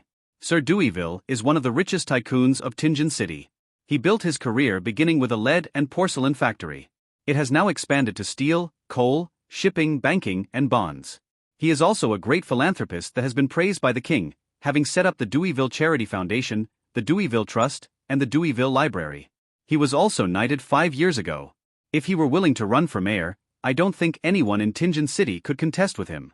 But Backlund is his goal. He wants to become a member of parliament. We once suspected that the harassment might be related to this, but we have no clues to this date." Klein nodded slightly and said, "We can't rule out that possibility, but there's nothing to confirm that suspicion as of now." Tolley didn't dwell on this point. He continued, "From the 6th of last month, Sir Deweyville has heard painful skin-numbing moans every night when he sleeps, akin to a patient's fight for his life. He has checked the surrounding rooms multiple times, but he hasn't found anything unusual. His butler and servants have also confirmed that they heard such sounds, but it is simply softer for them. In the beginning, Sir Deweyville believed that this matter would pass quickly and didn't pay too much attention to it. But the moans became more and more frequent, to the point of occasionally happening during the day. There was even the addition of heart-wrenching cries. This has made Sir Deweyville lose sleep. Time and time again he had no choice but to leave Tingen to his villa in the villages. But it was to no avail. The moans and cries persisted. Similarly, the phenomenon persisted even in Backlund, just that it wasn't as serious. He employed security guards to check his surroundings, but they didn't find any clues. Our preliminary investigations also came up with nothing. Sir Deweyville, who has been tortured for more than a month, is on the brink of collapse. He visited psychiatrists time and time again but was unable to have his problems resolved. He told us that if this problem was not solved within a month, he would leave Tingen and head to Backlund. He believes that there would be people who can help him there. After listening to Tolley's explanation, Klein quickly analyzed and came up with a few possibilities. He offended a beyonder and is suffering from a curse? No, if he was suffering from a curse, the butlers and servants in his house wouldn't hear the same things. There's a beyonder with unknown motives hidden among his servants and bodyguards? But the problem stems from the point that there has been no requests made of Sir Deweyville over the past month. Perhaps Sir Deweyville accidentally came into contact with some vengeful evil spirit? That possibility cannot be ruled out. The carriage entered the Golden Indus Burrow while Klein was still deep in thought. It stopped at the door of Sir Deweyville's house. A steel fence surrounded a lush garden. There were 2 statues by the side of the hollowed metal gates, a magnificent fountain that showered a marble sculpture with water, an expansive 2-story building, as well as a path wide enough to fit 3 carriages. Even the knight's house is only 2 stories high. The newspaper reported that Backlund is experimenting with building 10-story apartments. Klein got off the carriage and saw a sergeant with 3 chevron stripes walking over briskly. He looked at Klein and saluted. "Good morning, sir." "Good morning." Klein nodded with a smile. Tolley smiled. "This is Sergeant Gate. You can tell him if you need anything. This is Probationary Inspector Moretti, a history and psychological expert from the police department." Tolley introduced Klein to Gate. "I don't deserve such a title." Klein felt a little embarrassed. After the greetings, Gate pointed to the 2-story building behind the fountain and said, "Sir Deweyville is waiting for us." "All right." Klein caressed the revolver at his waist. That was his best bet against an enemy. Since he was in police uniform, He could put his revolver in a holster at his hip, making it easier to draw it. As they spoke, the trio made their way down the path, around the fountain, and arrived outside the door. By then, the door was already opened by a servant who was waiting politely at the side. As Klein pretended to adjust his hat, he tapped twice on his glabella to activate his spirit vision before entering the house. The square-faced Sir Deweyville was massaging his forehead in the hall. He was clearly in low spirits. His blonde hair and blue eyes were either dry or dull, as though he had aged considerably by at least 5 years. "Good morning, Sir Deweyville." Klein, Tolley, and Gate bowed at the same time. Sir Deweyville stood up and forced out a smile. "Good morning, officers. I hope that you can resolve what has been causing me distress. N/O/vel/B//int C//om." At that moment, Klein squinted and slightly knitted his brows. Other than his low spirits, Klein couldn't find any other problems with Sir Deweyville. "That's odd." He thought for a moment before he said, "Sir, in which room did you first hear the moans?" "My bedroom." Sir Deweyville shook his head. "Can we take a look?" inquired Klein. "Haven't you checked it many times?" the middle-aged butler interrupted from the side.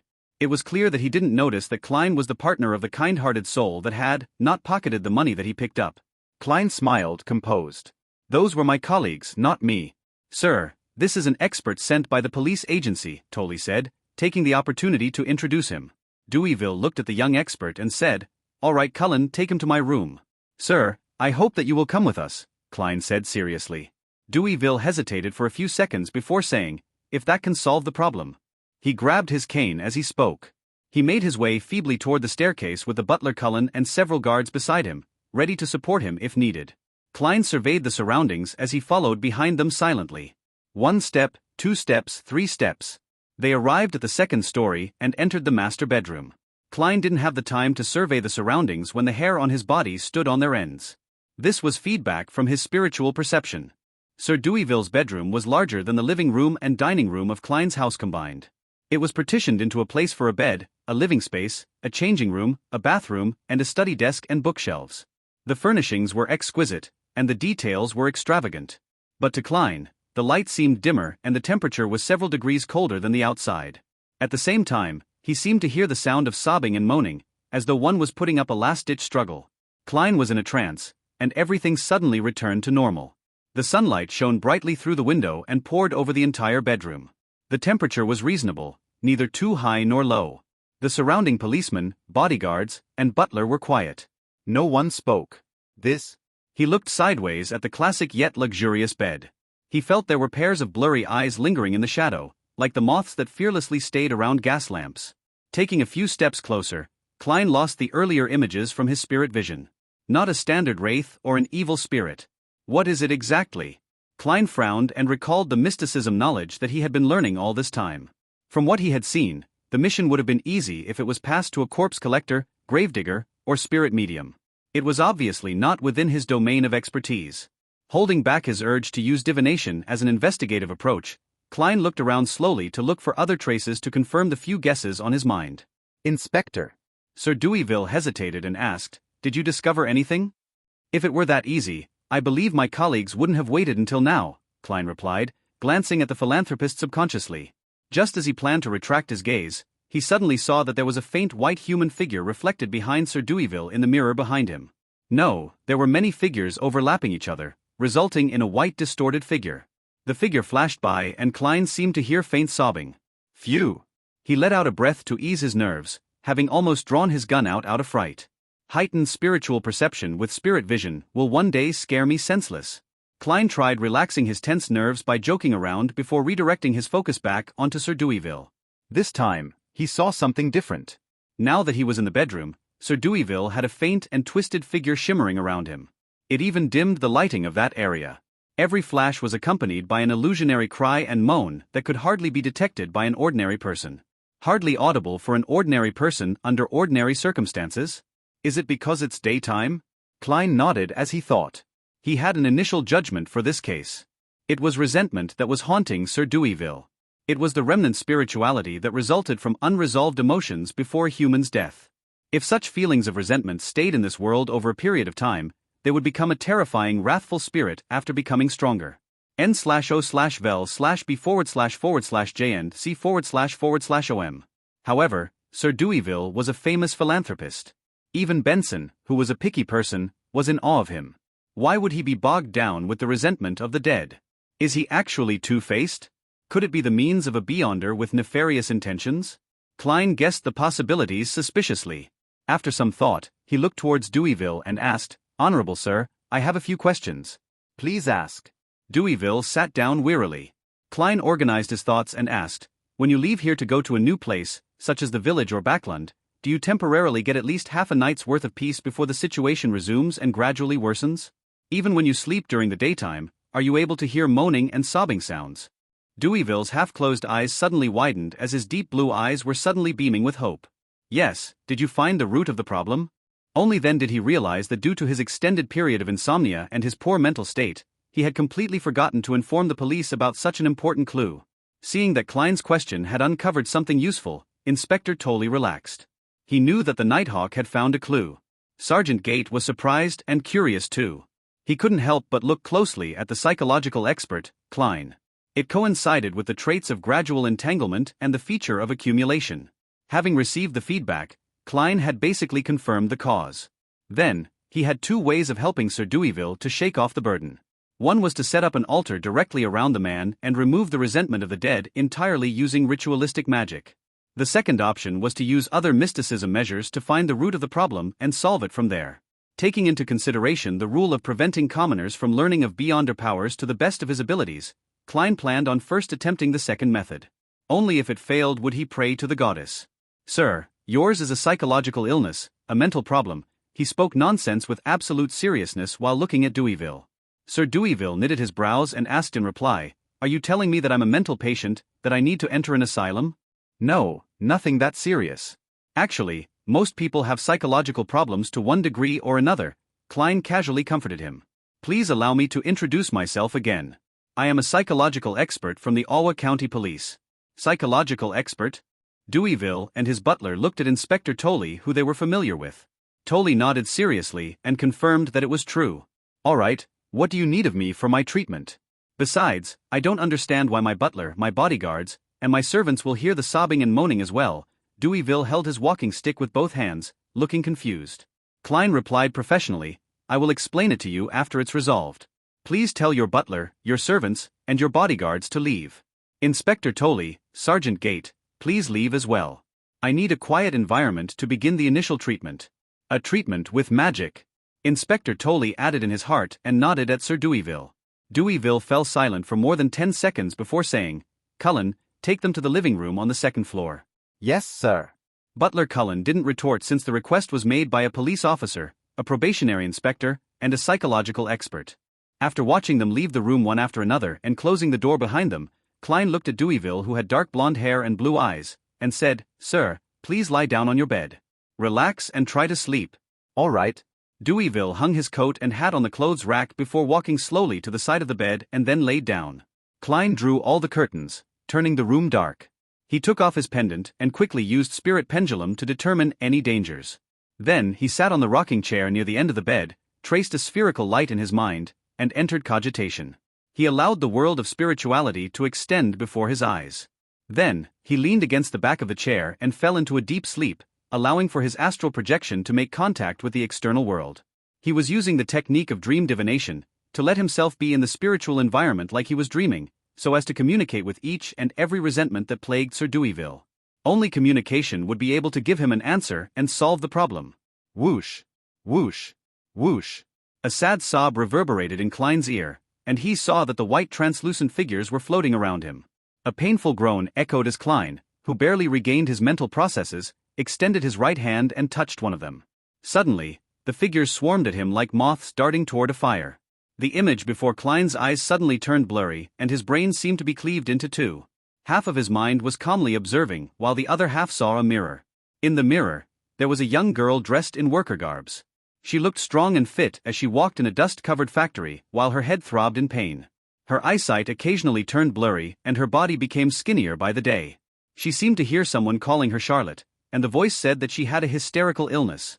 Hysterical illness? She looked towards the mirror and saw that she had a faint blue line on her gum. The mirror's view switched and Klein saw another girl called Mary. She too walked into the lead factory, young and lively.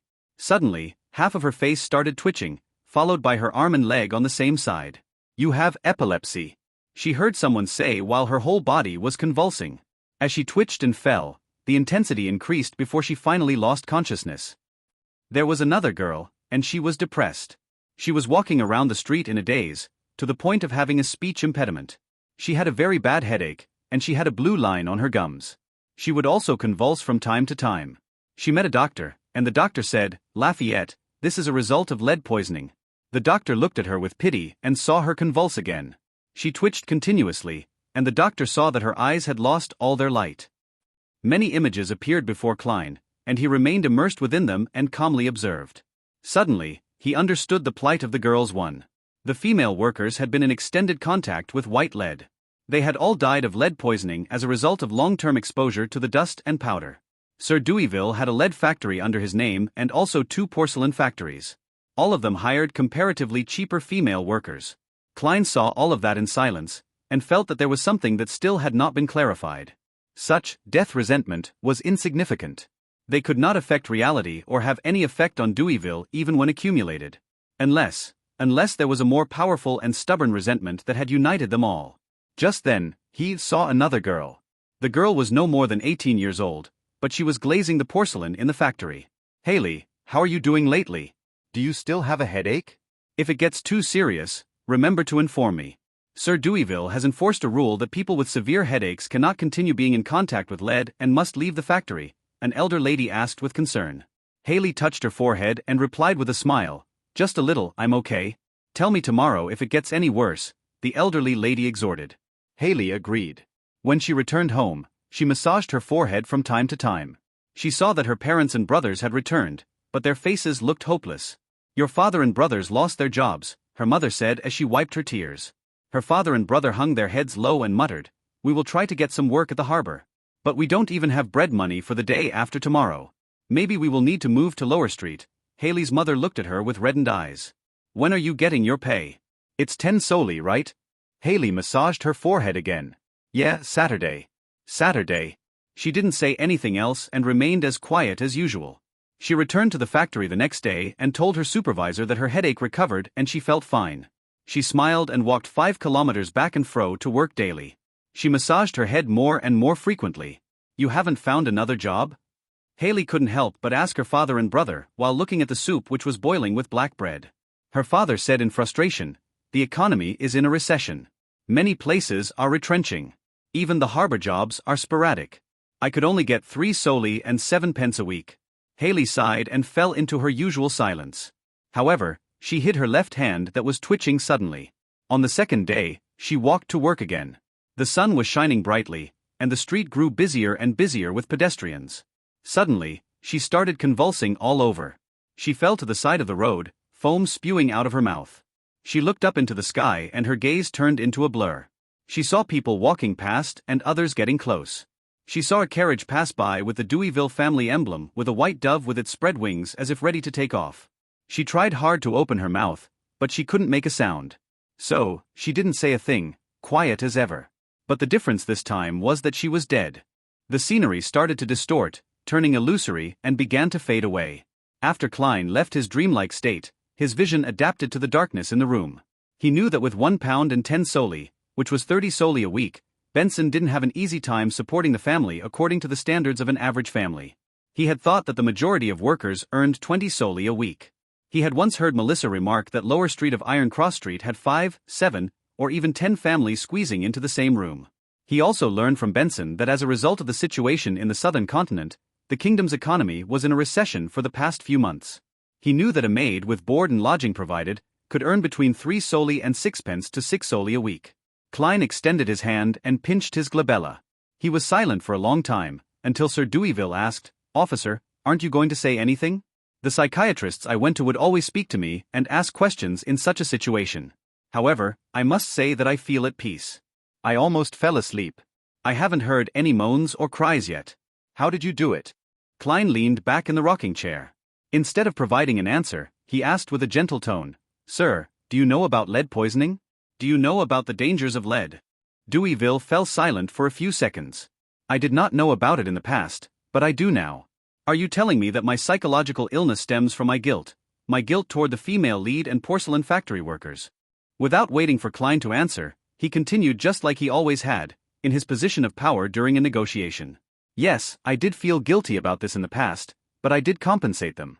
At my lead and porcelain factories, the workers do not earn less than other workers in the same industry.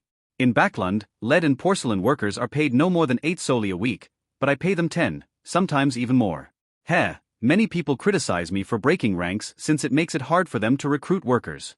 If not for the Grain Act that made many farmers bankrupt, sending them to the cities, they would have had to raise their wages just like I did. Furthermore, I've also informed the supervisor of the factories to make sure that those with repeated headaches and blurry vision are to leave the areas where they are exposed to lead. If their illness is really severe, then they can even ask for help at my charity foundation.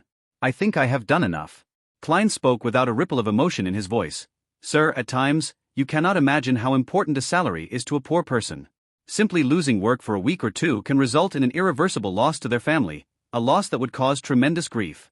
He paused before saying, I am curious, why wouldn't a kind person like you install equipment that can protect against dust and lead poisoning in your factories? Deweyville looked at the ceiling and laughed ruefully. That would make my costs too high for me to bear.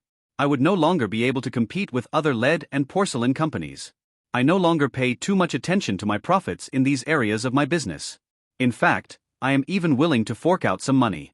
But what's the point of keeping the business if I have to keep doing that? That can only help a number of workers and not become a standard in the industry or affect change on other factories. N/O/vel/b/b/jnd/c//om. That would merely result in me forking out money to support the workers. I heard that some factories even secretly hire slaves to minimize costs.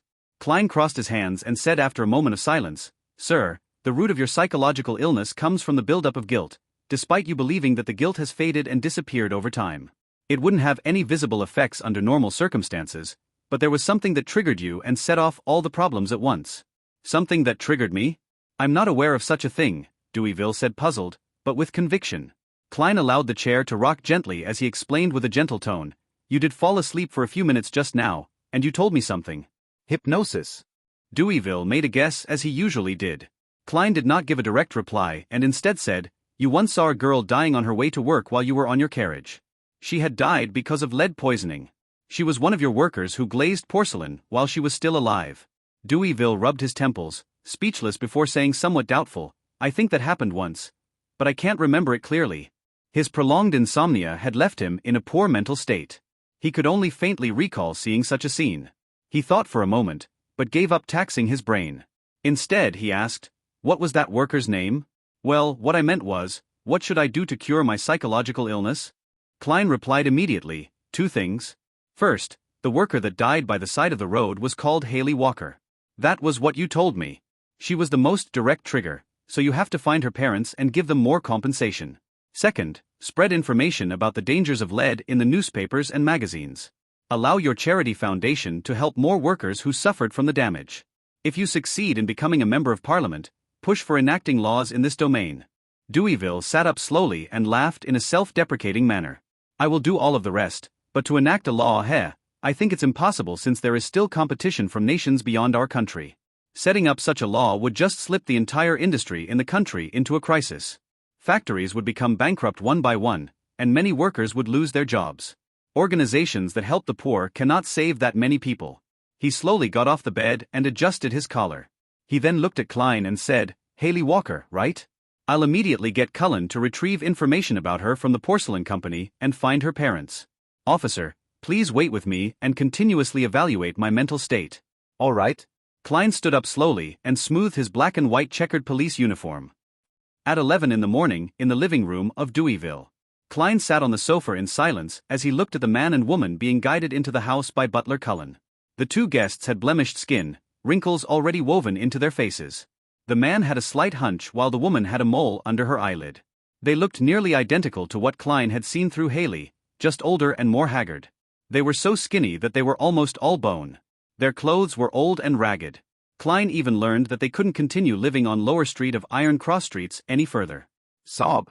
Klein sensed an icy wind start to spiral through his spiritual perception. He pinched his glabella and shot a glance toward Sir Deweyville. It was unknown when a faint white, translucent, contorted figure had appeared behind him. Good morning, honorable sir. Haley's parents were unusually polite.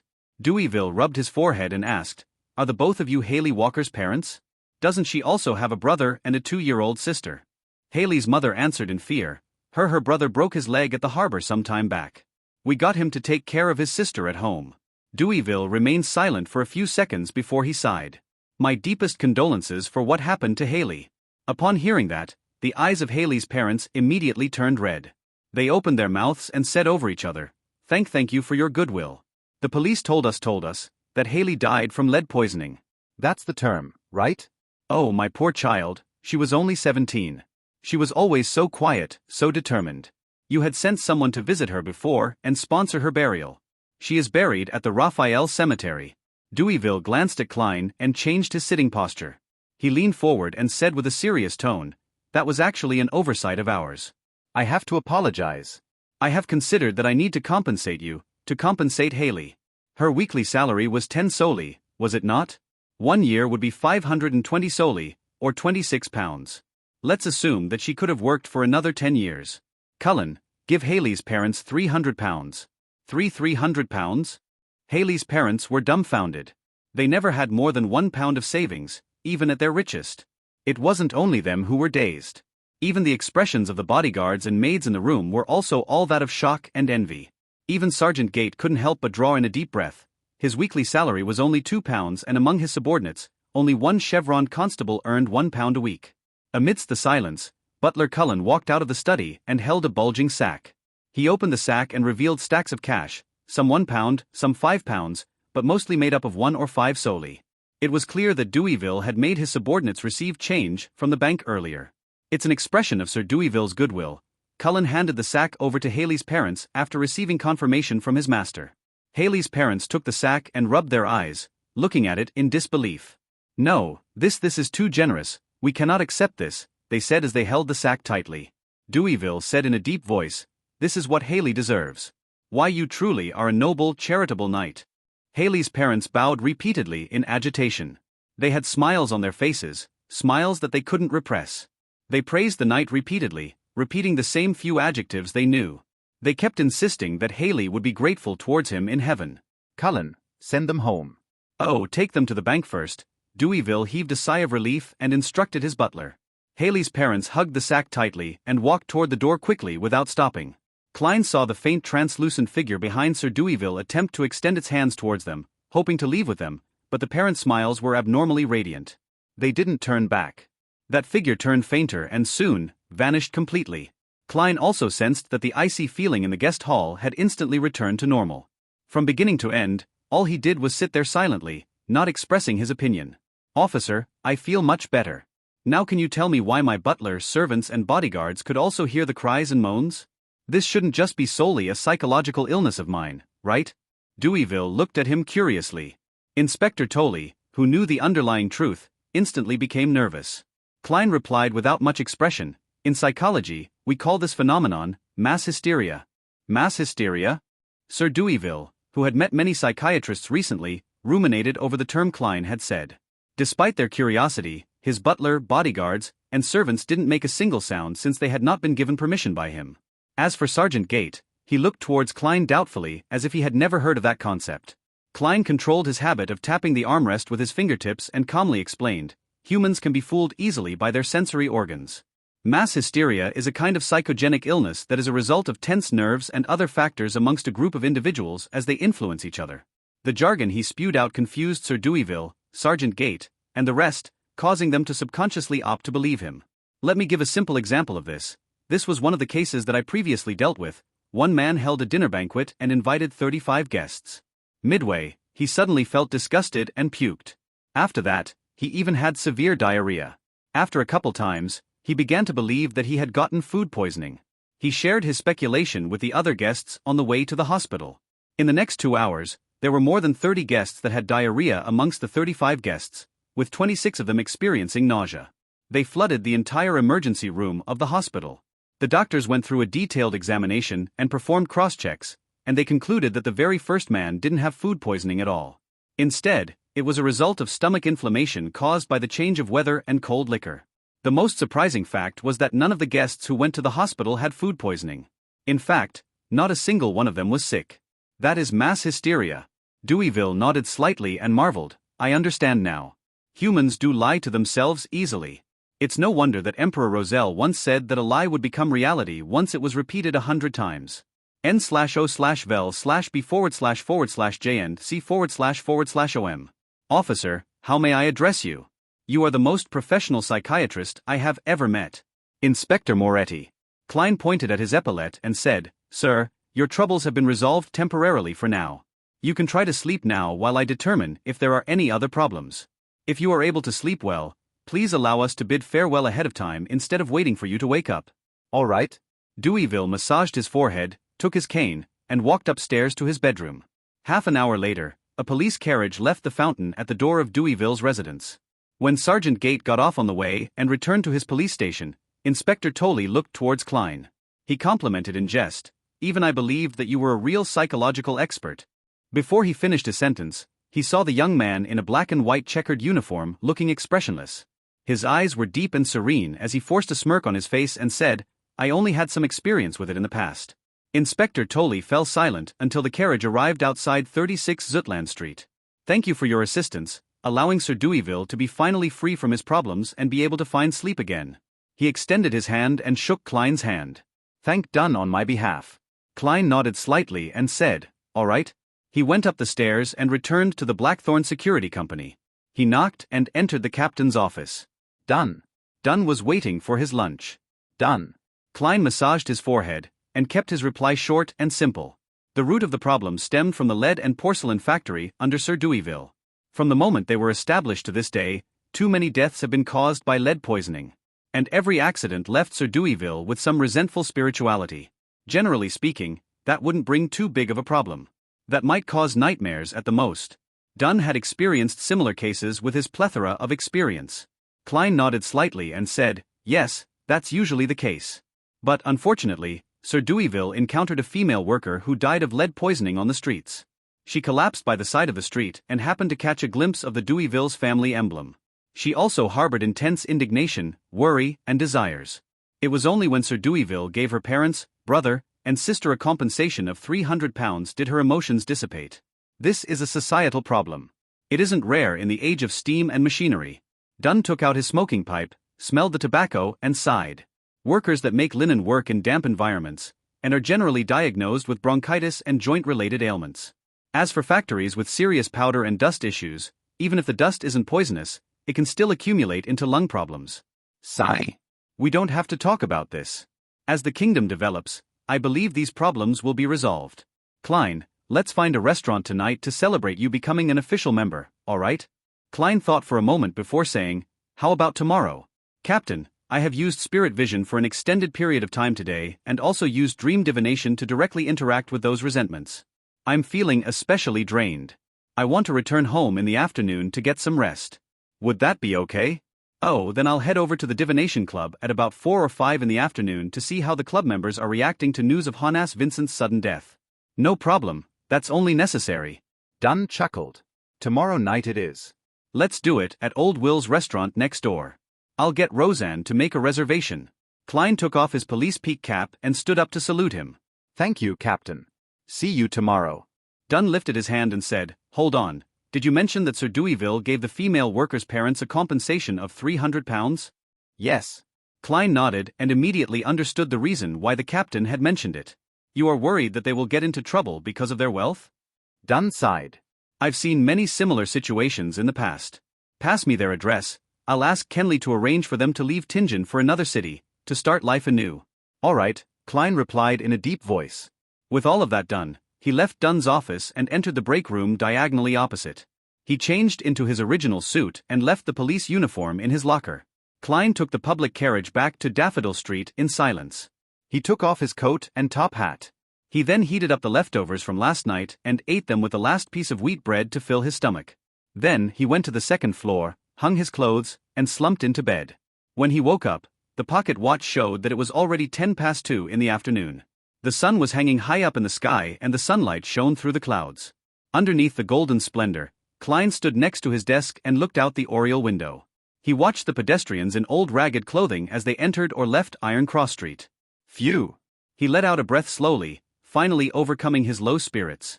Every journey had to be taken one step at a time. Likewise, his sequence needed to be advanced one level at a time. Everything worked like that. He shook his head and sat down.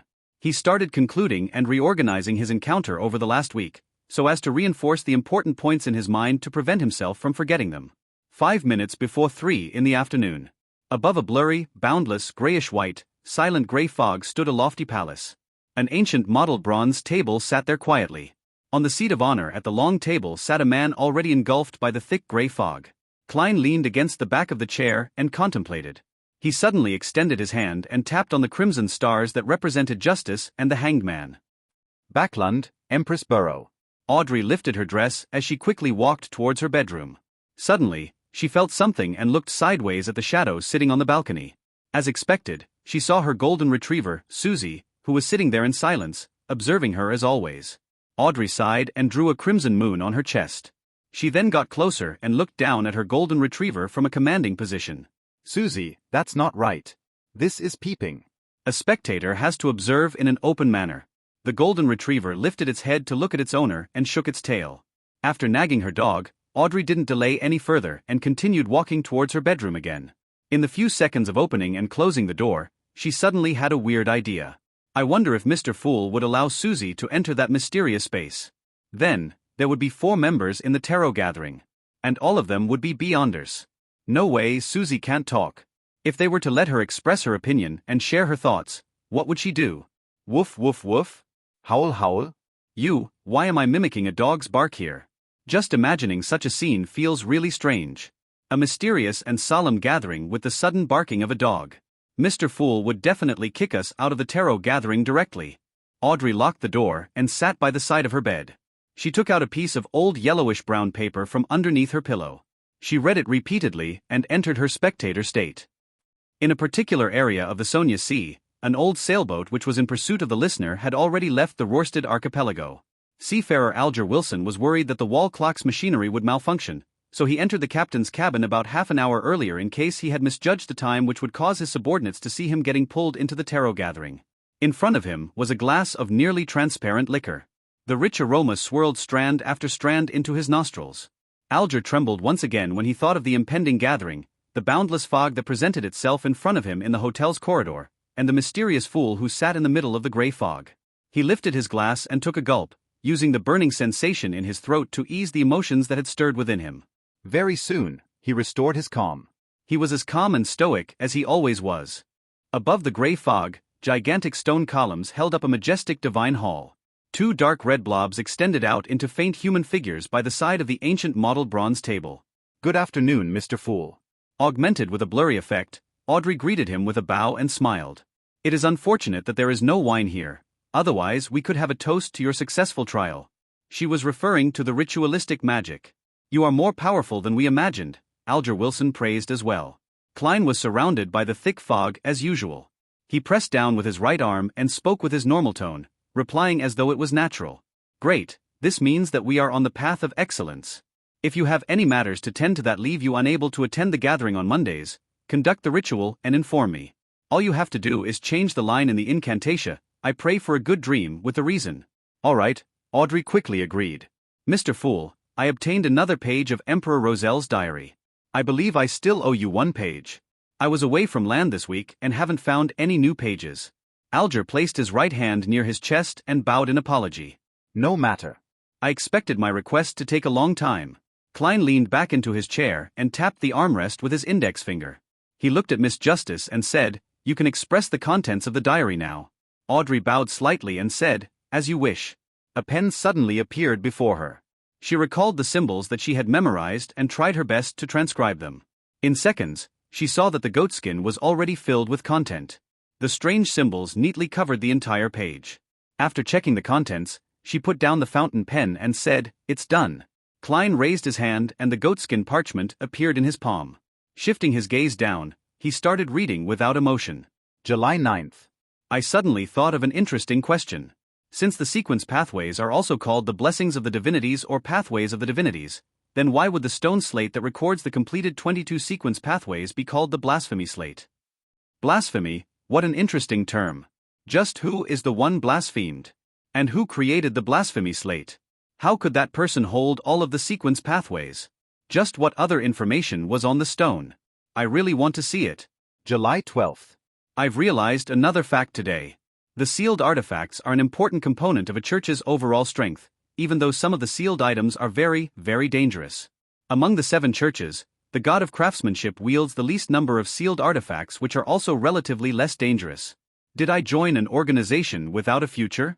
No, I should think of it this way: only a blank piece of paper can produce a good painting.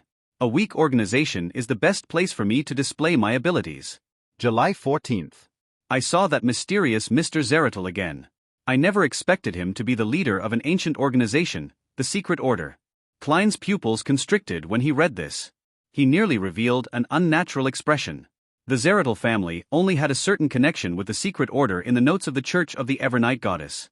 But now, he learned from Emperor Roselle that the mysterious Mr. Zeratul was further determined to be the leader of the Secret Order. From the looks of it, it is an unquestionable fact that the Secret Order holds the seer sequence pathway. While Klein was reading the diary, Audrey looked over and began observing him out of habit. However, her field of vision was completely obscured by the thick fog. Momentarily taken aback, Audrey snapped back to her senses and turned her head frantically to look at the other illusory dark red star. I was too reckless, too insolent, too foolish in trying to observe Mr. Fool. I was lucky that he isn't angry. Audrey stuck out her tongue secretly and pretended to admire the scenery. She was just short of humming a lively tune. Alger sat silently, his gaze never leaving the long bronze table. He knew his place, as if he was in the presence of a true god. Klein collected himself and scanned the last portion of the diary. After learning that I had become a savant, Mr. Zeratul mentioned that I had chosen a difficult, yet relatively safe path. I asked him why that was the case, but all he did was smile before telling me that the sequence pathway contains secrets beyond my imagination. I couldn't help but ask him which sequence pathway he selected.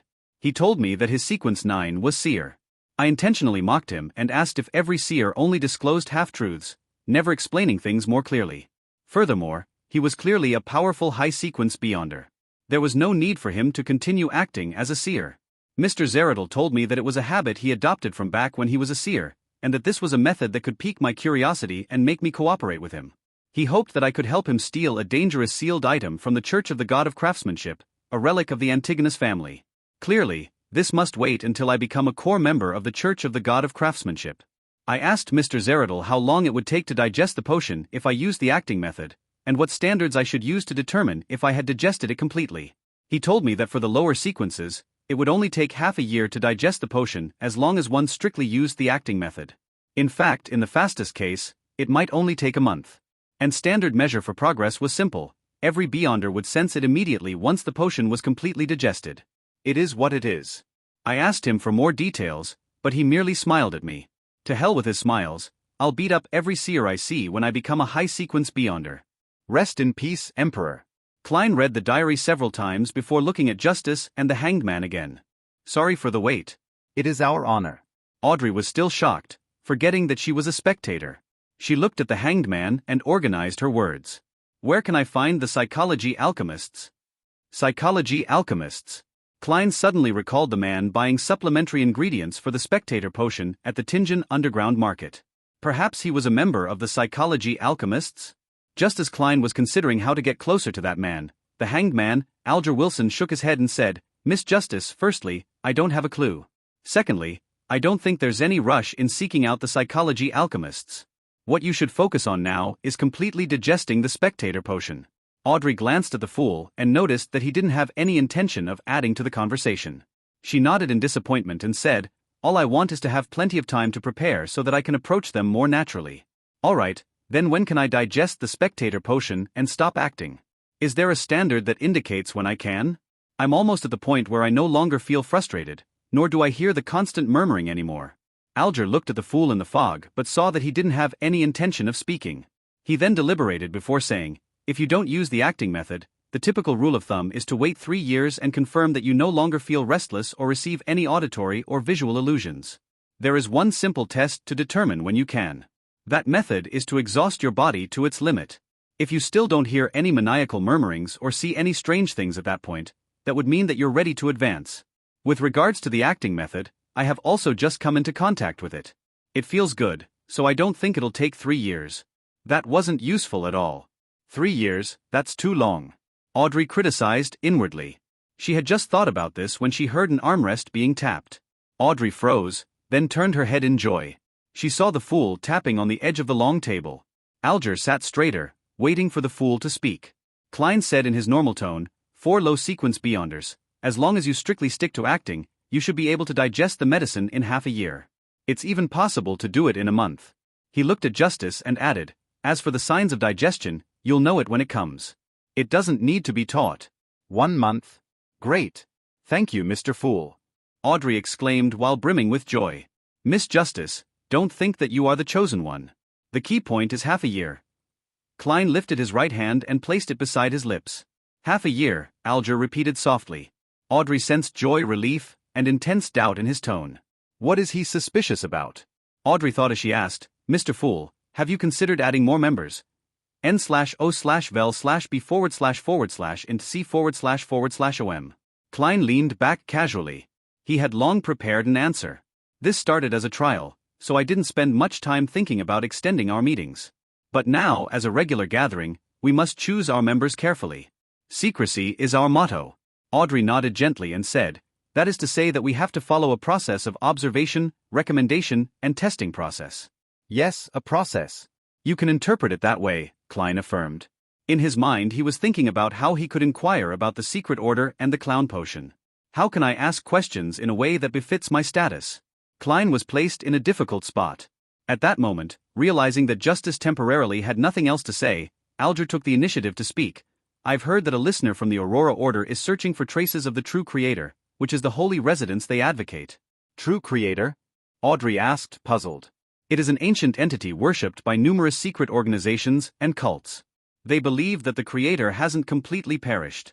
The core he left behind is the true creator. Alger gave a rough explanation. Since the 5th epoch, the true creator has appeared in many forms, such as the hanged giant or the eye behind the shadow curtains. Many people believe that Emperor Roselle referenced the imagery of the true creator when he was creating the tarot cards. Hence, there exists the card of the hanged man. At this point, he looked at Klein and said, Mr. Fool, there's nothing with what I said, right? Is he trying to probe for my views on the true creator? Klein thought about the bloody man on the cross that the captain saw in Jonas Vincent's dream and immediately had an idea. Doesn't both the hanging and the shadows imply evil connotations? Therefore, he chuckled and said, I am more inclined to call him the fallen creator. The fallen creator. Fallen, Alger ruminated over the Fool's words and fell deep in thought. However, what struck Alger the most was the Fool's relaxed, natural, and nonchalant attitude. He acted as if they were equal. If he hadn't experienced their previous ritual, Alger might have thought the Fool was merely bluffing and building himself up to intimidate him and Justice. But now, he was of the opinion that even if the Fool was inferior to the true creator, he was at least close to that level. It's dangerous. It's also an opportunity. Alger muttered softly. He then spoke with a smile, Mr. Fool, your description is indeed more appropriate. According to our observations, Beyonders who believed in the true creator, no, the fallen creator, have a higher probability of losing control. The rest of them are mostly psychopaths. That's something that the Nighthawk's intelligence mentioned as well. And the so-called psychopaths didn't lose their sanity. Instead, their ideologies become twisted. Klein maintained his seated posture but didn't continue with the conversation. He was still considering how to inquire about the secret order and clown potion, but he couldn't figure out a way of asking the questions in a way that fit with his persona. It's such a pity that the gathering is still so different from an internet forum. Otherwise, I could create another Smuff account to join the gathering, and that account would be in charge of asking questions that are inconvenient for me to ask. Perhaps one day, I'll learn mirror-related magic and give it a try. For example, I can make half the members hear my Smuff accounts. There are 22 chairs here, and there are 22 cards in the tarot deck. That matches up perfectly. But when I created this divine hall, I didn't even name myself the Fool or have any intention of forming a tarot club. Do these symbolize the 22 different sequence pathways? I wanted a divine hall, so a divine hall appeared. If I wanted a Smuff account, would I get a Smuff account? Upon seeing the Fool remain silently engulfed in the thick gray fog, Audrey asked both wistfully and curiously, that sounds scary. Mr. Hangman, could you share in detail information about each and every mysterious organization? And also the matters regarding each secret cult? It's hard for me to come into contact with them during my daily life. I can only understand them through the both of you. I'm willing to pay for it. May I know what you'd like in return? That's a great question. Miss Justice, you're playing the role of my smuff account to a certain extent. This way, the hanged man will definitely bring up the secret order. You're the best. Klein's mind stirred when he heard that, but he didn't let his emotions show through his expression or movements. Alger thought for a moment before saying, I need money, £1,000. It'd be best if they weren't bills marked by a serial number. Or maybe gemstones that have just been unearthed. Price them according to the Backlund Jewelry Exchange's monthly average price. £1,000? That's a huge sum of money. It could be used to buy a house in a high-class street in Tingen City. Not everyone would have that available immediately. Captain might have an annual salary like that, I guess? Haley's death compensation was only £300. Although Miss Justice is a noble, she obviously hasn't inherited her family's wealth yet, and she'll only be receiving some sort of annual allowance. It's no wonder that the hanged man stated that it could be paid via gemstones. Klein was very sensitive towards monetary figures. Luckily, he was blanketed in thick fog. For a single lady or madam, £2,000 could let her live a decent life. If £2,000 were invested, the investment could reliably produce an annual return of about £100. £1,000? Audrey said, sounding shocked. She then replied happily, no problem, do I send it to the previous address? Judging by Miss Justice's tone, she finds it very cheap? Klein didn't look over. Alger was quiet for a good 20 seconds before he said, yes, send it to the Warrior and Sea Bar at Pelican Street, in the White Rose Borough of Pritz Harbor. Tell the boss, Williams, that it's what the captain wants. All right. Audrey leaned back and posed in a spectator-like manner. Mr. Hangman, you can start now. Alger looked at the fool, deliberated for a moment before saying slowly, let's start from the Moses Ascetic Order. It is the earliest hidden organization. Of course, many think that the earliest hidden organizations are the Church of the Evernight Goddess, the Church of Mother Earth, and the Church of the God of Combat. These people must be from the Church of Lord of Storms, the Church of Eternal Blazing Sun, or the Church of the God of Knowledge and Wisdom, Audrey refuted sulkily. The Church of the Goddess is the earliest hidden organization? That was the first time Klein had heard of such a claim. What exactly happened in the fourth epoch or the third epoch? Alger smiled and said, the truth is buried in ancient history. Only one thing is certain. No one has ever said that the Church of Lord of Storms, the Church of Eternal Blazing Sun, or the Church of the God of Knowledge and Wisdom were once hidden organizations. Alright, let's save some time and return to main topic. The Moses Ascetic Order was first established by a few humans that had read the blasphemy slate. They believed in a non-anthropomorphic god, called the Hidden Sage Da. The description is that of a god, but it is more of an ideology, a natural law. For example, all objects are numeric. The Hidden Sage is an embodiment of spirit numerology. Or that knowledge is supreme, and the Hidden Sage is knowledge itself. Hence, the original Moses Ascetic Order was a very respectable organization, and it maintained a good relationship with the other major churches. The members of the organization led ascetic lives to resist losing control and to resolve the effects of the remnant potion. They strictly kept their order secrets, and they upheld moral and religious precepts. They believed that humans continuously reincarnate after death. The sequence 9 that they grasp is called Mystery Prior. The word warlock was also spread from that organization. Audrey listened to the hanged man's description carefully and asked sharply, you said that the Moses Ascetic Order used to be a respectable organization. Are they not one anymore? Alger nodded his head indiscernibly. Yes, they have fallen into corruption and are now an evil organization, n/o/vel/b//jnc//om. Why? I find their beliefs very good and very normal. Audrey expressed her confusion. That was Klein's confusion too. The information that he could get at his security clearance didn't provide the reason for the Moses Ascetic Order's fall from grace. Alger looked at the unfathomable fool and tersely agreed. I am not sure of the real reason. It might be because it has been buried by history. However, I have heard one terrifying explanation. In that story, the main reason why the Moses Ascetic Order fell into corruption was because the god that they believed in, the Hidden Sage, had come to life. He became the personification of an evil god. Came to life? This, how? Audrey found it unimaginable as she replied with an incredulous tone. Without realizing it, she had exited from her spectator state. It's like a horror story, but the ghost is even a god. Klein's heart stirred with a surge of emotions as well. I'm sorry, no one knows the answer.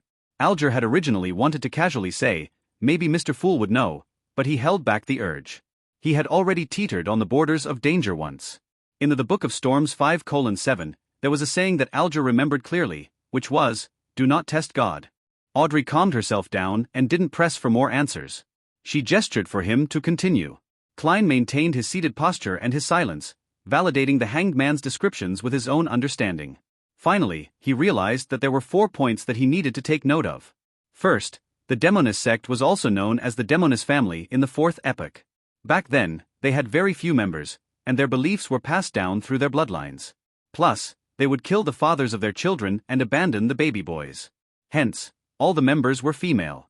Of course, that was all from Alger's description, and there was no way to verify it at the moment. Second, the numinous episcopate that believed in death and the Rose school of thought that liked bloody sacrificial worship ceremonies both originated in the southern continent. After the colonial era came, they almost vanished under attacks by the 7 churches. But as such, they began spreading to the northern continent. Third, the current psychology alchemists was similar to the earlier Moses ascetic order. They believed in a non-anthropomorphic existence and believed that the human spirit could change everything. Fourth, the secret order had the lowest activity level among all the other hidden organizations. Thus, they were the most unknown. Every time they appeared, they seemed to be after something or looking for something. What are they after or looking for? Klein suddenly recalled the diary which he had read earlier. The leader of the secret order, Zeratul, cooperated with the Roselle. His goal was to get something left behind by the Antigonus family. Their appearance that time was to look for the lost notebook, the Antigonus family notebook. Klein narrowed his eyes slightly and felt that he had apparently found the key reason for the secret order's actions. They are after the things that the Antigonus family left behind. Klein suppressed his urge to tap the edge of the table as his thoughts appeared one after another. Oh, they were looking for remnant traces the Antigonus family left behind? Then must I direct my focus onto these areas to obtain the clown potion formula from the secret order? After a further exchange of information, Klein announced the end of the gathering. By your will. Audrey and Alger stood up together. Cutting off the connections, he saw both their figures shatter and disappear. Klein rubbed his glabella and attempted conjuring a smuff account with his mind. As he thought, a figure appeared at the furthest end of the long bronze table. That figure was wearing a black tuxedo, a silk top hat, and a dull expression. His actions were clumsy and inarticulate. Even though he was engulfed in gray fog, it was obvious that something was wrong with him. That won't do. Klein experimented a few more times before sighing and dismissing the idea of creating a smuff account. He attempted other things too. He continued to sit above the gray fog in the seat of honor at the long bronze table. He considered what Audrey had said, and he cast his gaze curiously at the illusory crimson stars. After a moment of silence, Klein started to pray as a form of feedback instead of establishing contact with those stars. Amidst the tranquility and silence, he didn't receive any feedback from the 10+ crimson stars nearby. In order to receive feedback, I need to pull someone above the gray fog before I can reply? Klein nodded as he thought, feeling somewhat disappointed. He didn't want to violate someone else's will and forcefully pull them into this mysterious space.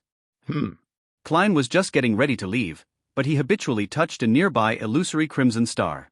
Just then, he suddenly felt that there was a faint and insignificant prayer deep inside the crimson star. A prayer. Klein's mind stirred as he used the same method he used back when he spied on the hanged man. He allowed his spirituality to spread outward and touch the crimson blob. A hazy and contorted image appeared within his sight. He could faintly see a blonde teen kneeling on the ground, facing a pure crystal ball. That teenager was dressed in a tight-fitting black outfit, with a style very different from the contemporary styles of the Lone Kingdom. It was more congruent with the traditional clothing of the Fasak Empire and the Intis Republic that Klein had seen from reading magazines. The area surrounding the teenager was dark and had old furniture. From time to time, the room would be illuminated, but Klein couldn't hear the roaring thunder or the pattering of rain. In the image, the teenager had his hands on his forehead, fingers crossed. He bowed forward, continually praying for something. His thick accent buzzed in Klein's ears. Klein listened attentively but discovered an awkward fact. He couldn't understand what the other party was saying. It was a language that he had never come across in his life. To think that I cannot understand a foreign language even though I am the mysterious ruler of this world above the gray fog. Klein gave a self-deprecating laugh. He indignantly tried listening and once again in a manner more attentive than when he had to do English listening comprehension tests back on Earth. As he was listening to the prayers, he gradually discovered something. Even though he had never learned the language the young man was speaking, he found that it had similarities to ancient Fasak. Father. Mother. Those are likely the meanings of those two terms, right? It is quite similar to ancient Fasak, but not without its differences. Klein creased his brows and slipped into deep thought. Ancient Faesac was a common language in the Fourth Epoch. It is also the root language of all the contemporary languages of this era. Furthermore, it is still evolving. I cannot confirm it right now. He listened to it over and over again, eliminating the possibility of the language being a modern language like Loan, Faesac, or Intis. Could it be a dialect of Ancient Faesac? Like the language used in the Antigonus family's diary? Klein tapped his finger on the edge of the bronze table and nodded indiscernibly. There was another possibility. Ancient Faesac didn't spring into existence out of nothing, it was an evolution of Jotun, the language of the giants. The Faesac Empire in the north has always claimed that its people possesses the bloodline of the giants. Perhaps, this is ancient Jotun. At this point Klein, who lacked knowledge, could only stop. He retracted his spirituality, without looking or listening in to that scene. He had no intention of pulling the praying teen up above the fog immediately. He wanted to know what the young man was talking about first. Of course, before that, he had to observe him frequently and conduct basic tests. Phew. Klein exhaled as he leaned back in his chair. He enveloped himself with his spirituality and simulated the feeling of falling. After revising Roselle's diary, Klein changed into his formal wear and left for the divination club. He took the public transport despite his pay rise, but he did splurge to support Mrs. Wendy's business. He spent 1.5 pence on sweet iced tea to combat the afternoon heat. When he arrived at House Street, Klein tossed the empty cup into the trash can and walked up to the second floor. Before entering the building, he pinched his glabella and activated his spirit vision. Klein had just entered the hall when he felt a faint, lingering grief. The pretty receptionist Angelica was sitting there. Her slightly red eyes looked unfocused. "The grief will pass in time," Klein said with a gentle and firm tone as he walked toward Angelica. Angelica looked up abruptly and muttered, clearly confused, "Mr. Moretti." She quickly came to her senses and asked, perturbed, "Why, you already know about Mr. Vincent?" "Oh right, I forgot that you're an exceptional fortune-teller." Klein sighed appropriately. "I only managed to divine a very rough outline of what transpired. Just what exactly happened to Mr. Vincent? NOVLB //JNN. The boss told us that Mr. Vincent had a heart attack in his sleep and left this world peacefully." Angelica cried as she said, "He was so friendly, so polite, a true gentleman. He was the spiritual mentor of so many of our members. He was still so young. I am sorry for bringing up this sad topic." Klein didn't console her any further. He walked toward the meeting room slowly. Angelica took out a handkerchief and wiped her eyes and nose. She then looked at Klein's back and asked loudly, "Mr. Moretti, what would you like to drink?" "Black tea." Klein preferred black tea to coffee, even though he found the black tea average. In comparison, he preferred ginger beer and sweet iced tea. But as a gentleman, it was not right for him to act like a child in a formal setting. As it was a Monday, there were only 5 or 6 members in the meeting room. Using his spirit vision, Klein saw that they each had different colors of emotion. Some were grieving, some more dull, some relatively unaffected. They're all rather normal reactions. Klein nodded slightly. He picked up his cane and found a spot in the room. He was about to deactivate his spirit vision when he saw Angelica walk in and walk towards him. "Mr. Moretti, a customer is looking for you." "Well, it's the person from last time," the beautiful lady said with a hushed tone. "You still remember him?" Klein asked with a smile. I wonder if he bought the magical medicine as I instructed. I wonder if he still needs surgery." Angelica covered her mouth and said, "He was the only person who was willing to wait an entire afternoon in the club for a divination." Klein grabbed his cane and stood up. He walked outside without saying anything. In the reception area, he found the person who had sought his services the other day. He also noticed that the aura near his liver had regained its normal color. His overall health had also improved. "Congratulations, the feeling of being healthy is wonderful indeed." Klein smiled as he extended a hand. Bogda was first taken aback before he immediately extended both hands. He grabbed Klein's right palm tightly. "Mr. Moretti, you truly can see my condition." "Yes, I have fully recovered. The doctors asked me questions over and over again, ran repeated tests on me, but they cannot believe that I recovered just like that." Upon hearing Bogda's ecstatic description, Klein calmly confirmed one thing: the apothecary at Lawson's folk herb store was definitely a beyonder. He had seen how severe the man's liver disease had been. Fully healing him in the span of a few days was beyond the capability of herbs and medical ability. The only possible explanation was that of a beyonder. Coupled with the incident with Glassy, there could only be one answer. "I have to repent to God. To think that I would suspect that miraculous doctor." Bogda refused to let go of Klein's hand. He continued on about his shame and gratitude. Those 10 pounds were truly money well spent. It bought my life back. What? 10 pounds? You spent 10 pounds on the miraculous medicine? And you only gave me 8 pence for my divination. Just 8 pence, 8 pence. Klein was dazed just hearing about it. At this moment, Bogda released his hands as he took a step back while beaming. He bowed reverently and said, I am here today to express my gratitude. Thank you, Master Moretti. You showed me the way and saved my life. This was the outcome of you paying to have something divined. You need not thank anybody. Klein lifted his head slightly and looked at the divide between the wall and the ceiling. His answer fully expressed the vibes of a charlatan. You are a true seer, Bogda praised. Next, I'll be heading to Vlad Street to thank that apothecary and buy the medicine he recommended. Haven't you already recovered? Klein expertly hid the shock in his voice. Bogda looked around and laughed when he confirmed that the receptionist was not paying attention to them. He chuckled softly and said, the doctor mentioned a concoction of herbs that includes mummy powder. It is a prescription that would satisfy both men and women. I didn't believe the doctor back then, but I have no more doubts now. There's a prescription like that? Klein suddenly felt that the apothecary was a cheat, and suspected if he had pushed the person in front of him into a fiery pit of doom. He observed Bogda and confirmed that there was no problem with his aura. Mummy powder? Klein cautiously asked. Yes, mummy powder. I have asked a friend. He said that even the nobles of Backlund are maniacally looking for such an item. It's a powder made by grinding mummies which gives men peak performance in bed. Even though it's disgusting and sounds dirty, it truly is a material used by the aristocrats. Bogda gave a detailed description. He had an eager desire in his eyes. Mummies? Mummies made from corpses? Then grinding them to powder? Klein was dumbfounded. He nearly retched in front of Bogda. Those nobles sure are hardcore. Just as he was about to advise Bogda against doing so, Glassy, who had suffered from a lung disease previously, stepped into the door and heard Bogda's description. Yes, it's very effective. I would recommend that you head to Lawson's Folk Herb Store at Vlad Street. Mr. Lawson's secret recipe is very effective. Glassy took off his spectacles and leaned over with interest. He recommended with a hushed tone, my experience was very perfect. You know of it too?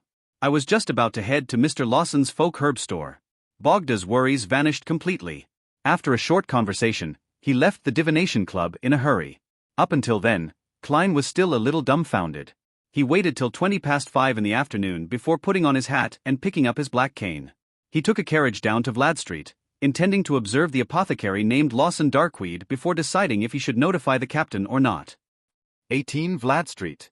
Klein stood outside the herb store and saw the closed door, as well as a subletting notice.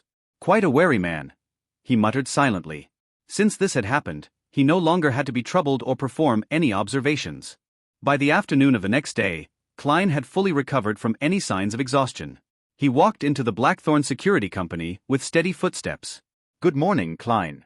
The weather is so cool and beautiful today, I'm looking forward to tonight's feast. Roseanne, who was wearing a light green dress, greeted him with a smile from behind the reception desk. Klein deliberately touched his stomach and said, Miss Roseanne, you shouldn't be talking about that so early in the morning. I'm already sick of today's mission that has yet to arrive. I only hope for the evening to arrive sooner. Me too. Roseanne chuckled. She looked to the left and right, then she beckoned for Klein to come closer.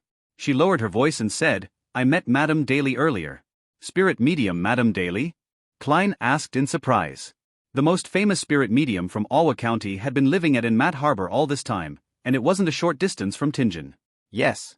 Roseanne gave a firm nod and said, but she has already left. Ah, she is my ideal beyonder. If I were to become a spirit medium, I would leave Tingen and travel all around the world by myself. To Intis, to Fasak, to Fainapotter, to the southern continent, to the vast prairies, primitive forests and snow-covered plains. Lady, be aware of the Nighthawk's rules. Klein shook his head in amusement. Even Madame Daly has to apply and obtain permission to leave en Mat Harbor. I know that, but you can't just remind me about it now and shatter my dreams. Roseanne said peeved. The truth is, I would never become a beyonder. It's too dangerous. I know when I'll die from sudden gunfire. From what I've seen, beyonders are basically people who turn themselves into monsters to fight against monsters. Archbishop Cheney said that we are guardians, but also a bunch of miserable wretches that are constantly fighting against threats and madness, Klein replied, sighing. The quote had left a deep impression on him. To fight against the abyss, we have to endure the corruption of the abyss. The two of them fell silent in unison. Roseanne was the first to break the silence as she pursed her lips towards the partition and said, "Captain wanted you to meet him when you arrived." All right. With his hat and cane in hand, Klein passed through the partition and entered Dunn's office after knocking on the door. A middle-aged gentleman with deep and serene gray eyes and a high hairline put down his coffee cup and said with a smile, "Daly was here." "Can't say that I'm surprised. Roseanne had just informed me," Klein replied with a smile. Dunn didn't mind his humor but sighed. NOV.LB/JNN. Daly was just transferred to the Backlund Diocese, which is the world's busiest and most crowded city. They have the highest population of Beyonders and the most opportunities. She has a higher chance of becoming an archbishop or a senior deacon than me. Why? Klein asked curiously as he took a seat. Dunn thought for nearly 20 seconds before answering. She has a unique talent in mastering and exploiting sequence potions. I've mentioned the internal rule of the Nighthawks before. If you want to consume the next potion in the sequence, you'll have to wait 3 years and go through a strict examination to prevent any loss of control. But typically, 3 years is far from sufficient. I spent 3 years going from a sleepless to a midnight poet. It took me 9 years to go from a midnight poet to nightmare, a full 9 years. And to go from nightmare to sequence 6, I've already spent 3 years. I have no idea how many more years I need. When our bodies age and our energy starts to decline, even if we overcome the latent dangers, we shouldn't attempt advancing anymore. This is because the risk of losing control at that point is so high that no one is willing to risk it. As for Daly and I, we are different from most Beyonders. After she became a corpse collector, she handed in a special application after only a year. She hoped to consume the follow-up potion immediately. What surprised everyone was that she actually passed through the stricter examination and obtained the Gravedigger potion. It only took her 1 more year to go from Gravedigger to Spirit Medium. This year will be her 5th year as a Beyonder. She is only 24 this year, young enough to have many opportunities ahead of her. On the surface, she's the most famous Spirit Medium in Alwa County, but she truly is an actual Spirit Medium. Isn't that acting? Old Neil had apparently mentioned that Madame Daly had similar tendencies. Klein felt that he had grasped the key reason for Madame Daly's quick ascension through the ranks. "Captain, you're young enough as well. You're only in your 30s, Klein comforted Dunn, but added in his heart, "It's just that your memory isn't that great." Dunn drank a sip of his coffee. He shook his head and smiled bitterly. "Why didn't you ask Madame Daly about her method of mastering and exploiting sequence potions?" Klein purposely asked. Dunn put down his coffee cup and massaged his temples as he spoke. "She told me to become a true nightmare. I don't know what that means. Play the role of a nightmare." Man, a nightmare sounds sinister. Klein creased his eyebrows and temporarily fell silent. Then, Dunn took out his smoking pipe and sniffed at it. "Daly and I discussed the possibility of Seer's follow-up potion being clown. Assuming that the member of the Seers didn't lie to you, she brought up an interesting hypothesis." "What hypothesis?" Klein asked hurriedly, his eyes turning bright. He had once used a divination method to determine if clown was the follow-up potion of Seer. The answer he received had been vague, but it seemed close to being a confirmation. Dunn's deep and serene gray eyes swept his gaze at him while he said in thought, "A normal sequence pathway proceeds in a stepped manner. They advance according to a particular similarity. For instance, Sleepless, Midnight Poet, and Nightmare are all obviously related to the darkness of the night, as well as the peaceful sleep and tranquility that is generated from sleep. It can be imagined that every subsequent sequence would have identical traits, only with more power and a wider scope. They might be linked to secrets, disaster, horror, the crimson moon, etc. Certain sequence pathways appear unrelated, but when we analyze them in detail, we can still find similarities, such as assassin and instigator. Their implied similarity is to bring people calamities, pain, sorrow, and despair. Hence, the follow-up sequences should abide by this pattern." Klein paid close attention and asked proactively, "But Seer and Clown doesn't have such a connection?" "Yeah." Dunn nodded and said, "Daly believes that there might be sequence pathways that share another kind of relationship. After all, there's a lot we do not know." He paused for a moment before saying, "Daly said that in this sort of pathway, the low to mid-sequence potions would respectively provide the Beyonder an ability that seems brand new and unrelated to the others. When the Beyonder reaches a point of qualitative change, these abilities will mix into an abnormally powerful job that includes them all. In other words, the pathway doesn't advance step by step, but instead it's a relationship of dissection and combination." Klein listened intently, but he felt lost.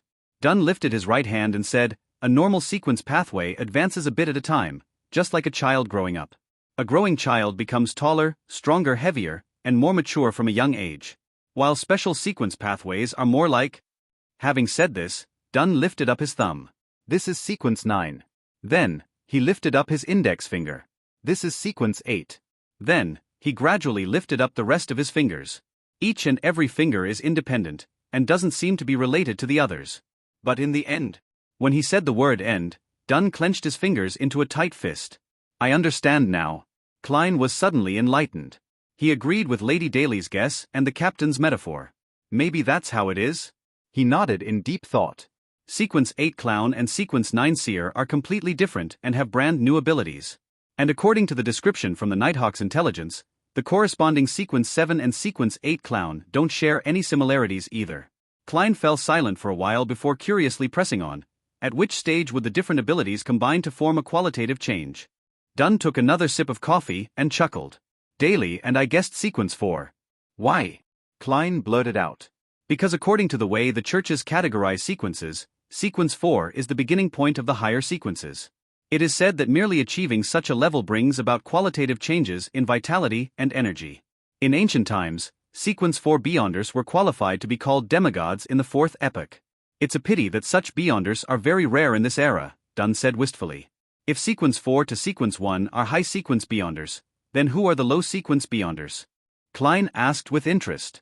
Sequences 9 through 7 were considered as low sequences 1,000 years ago. But in recent centuries, Beyonders are few in number and each church has listed Sequence 7 as a mid-sequence. Dunn laughed in a self-deprecating manner. Sequence 9 and Sequence 8 are low sequences. Then, Sequences 7 through 5 are mid-sequences. Finally, those Sequence 4 and above are high sequences. Klein repeated in his head and inevitably felt a yearning for that. Emperor Roselle was a high sequence Beyonder.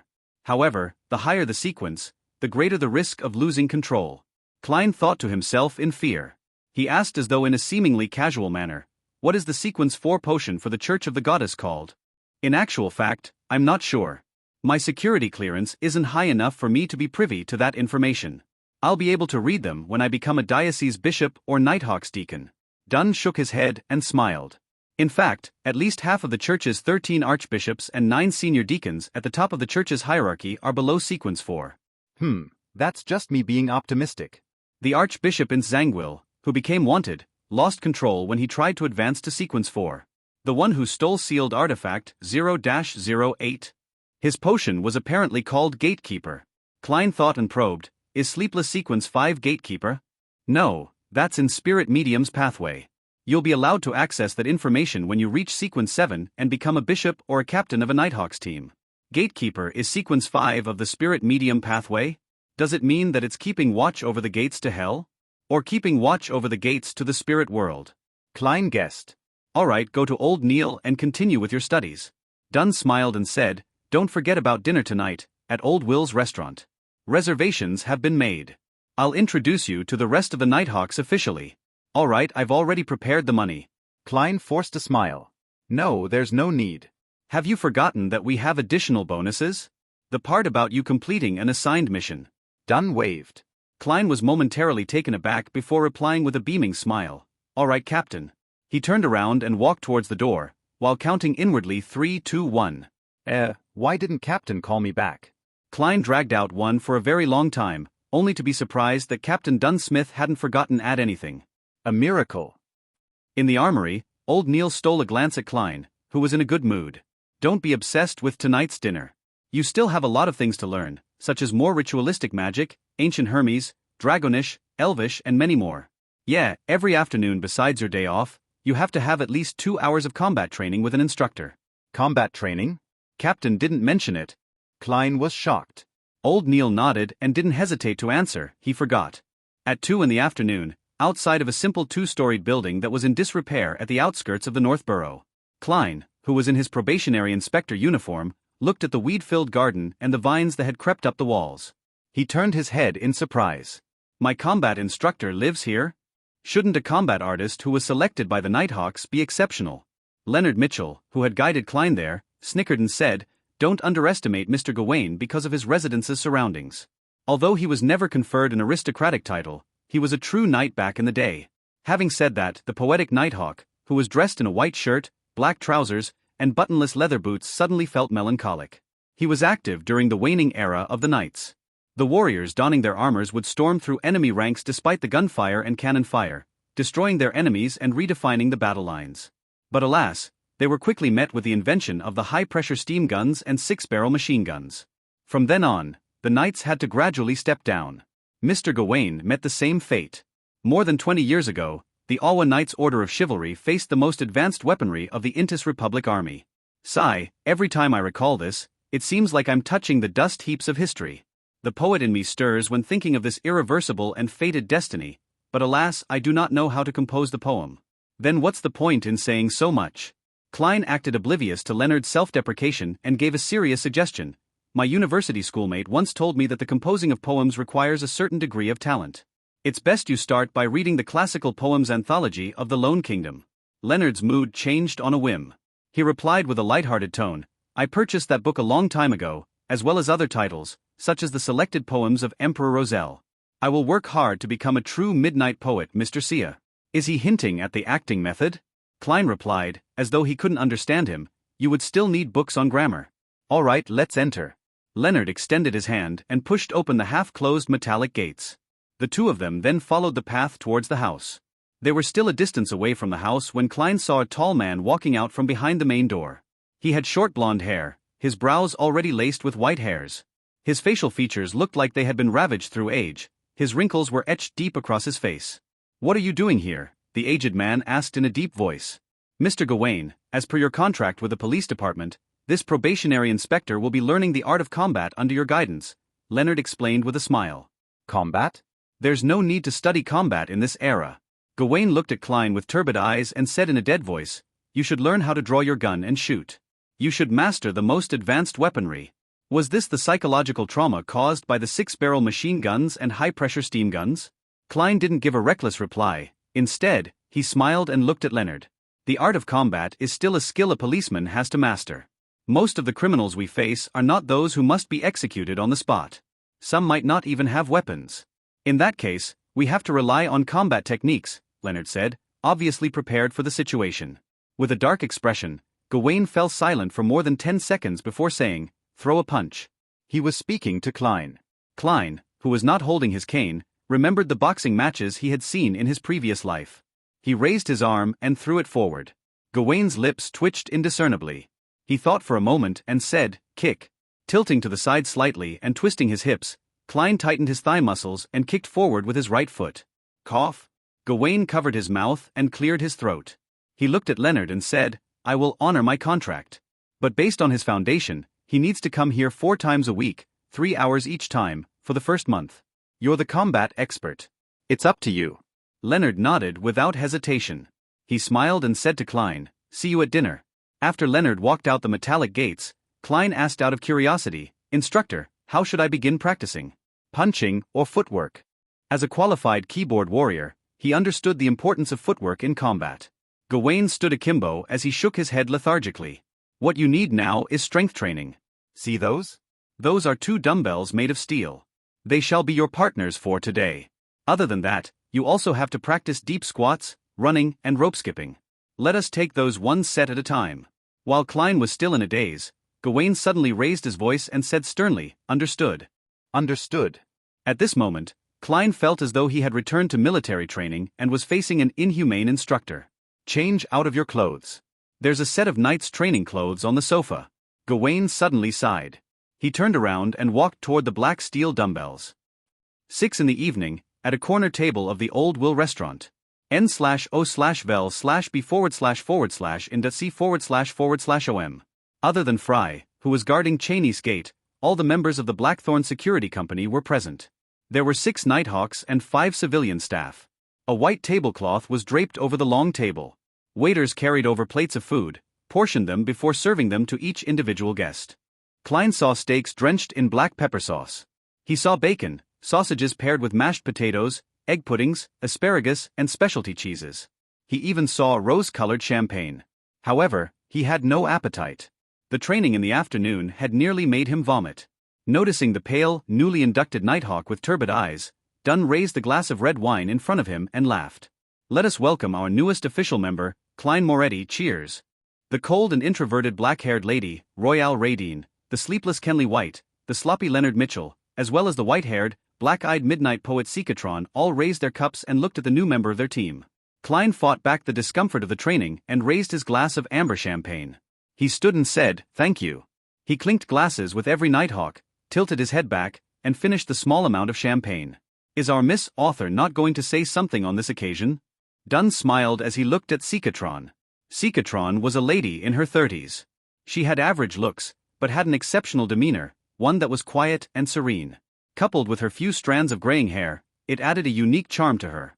Klein had heard old Neil mention that this midnight poet had taken on a side job as an author and had attempted to submit her works to newspapers and magazines. Unfortunately, only a few smaller newspapers had accepted them. Sika smiled and looked at Dunn. "In order to make the term Miss Author into a reality, Captain, I think you should give me some funds to self-publish my work." Dunn laughed. "You should learn from old Neil and give me a more suitable reason.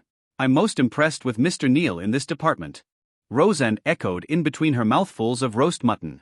Amidst the chatter and laughter, Leonard looked at Klein and said with a chuckle, "Are you so tired that you have no appetite to eat?" "Yeah." Klein sighed.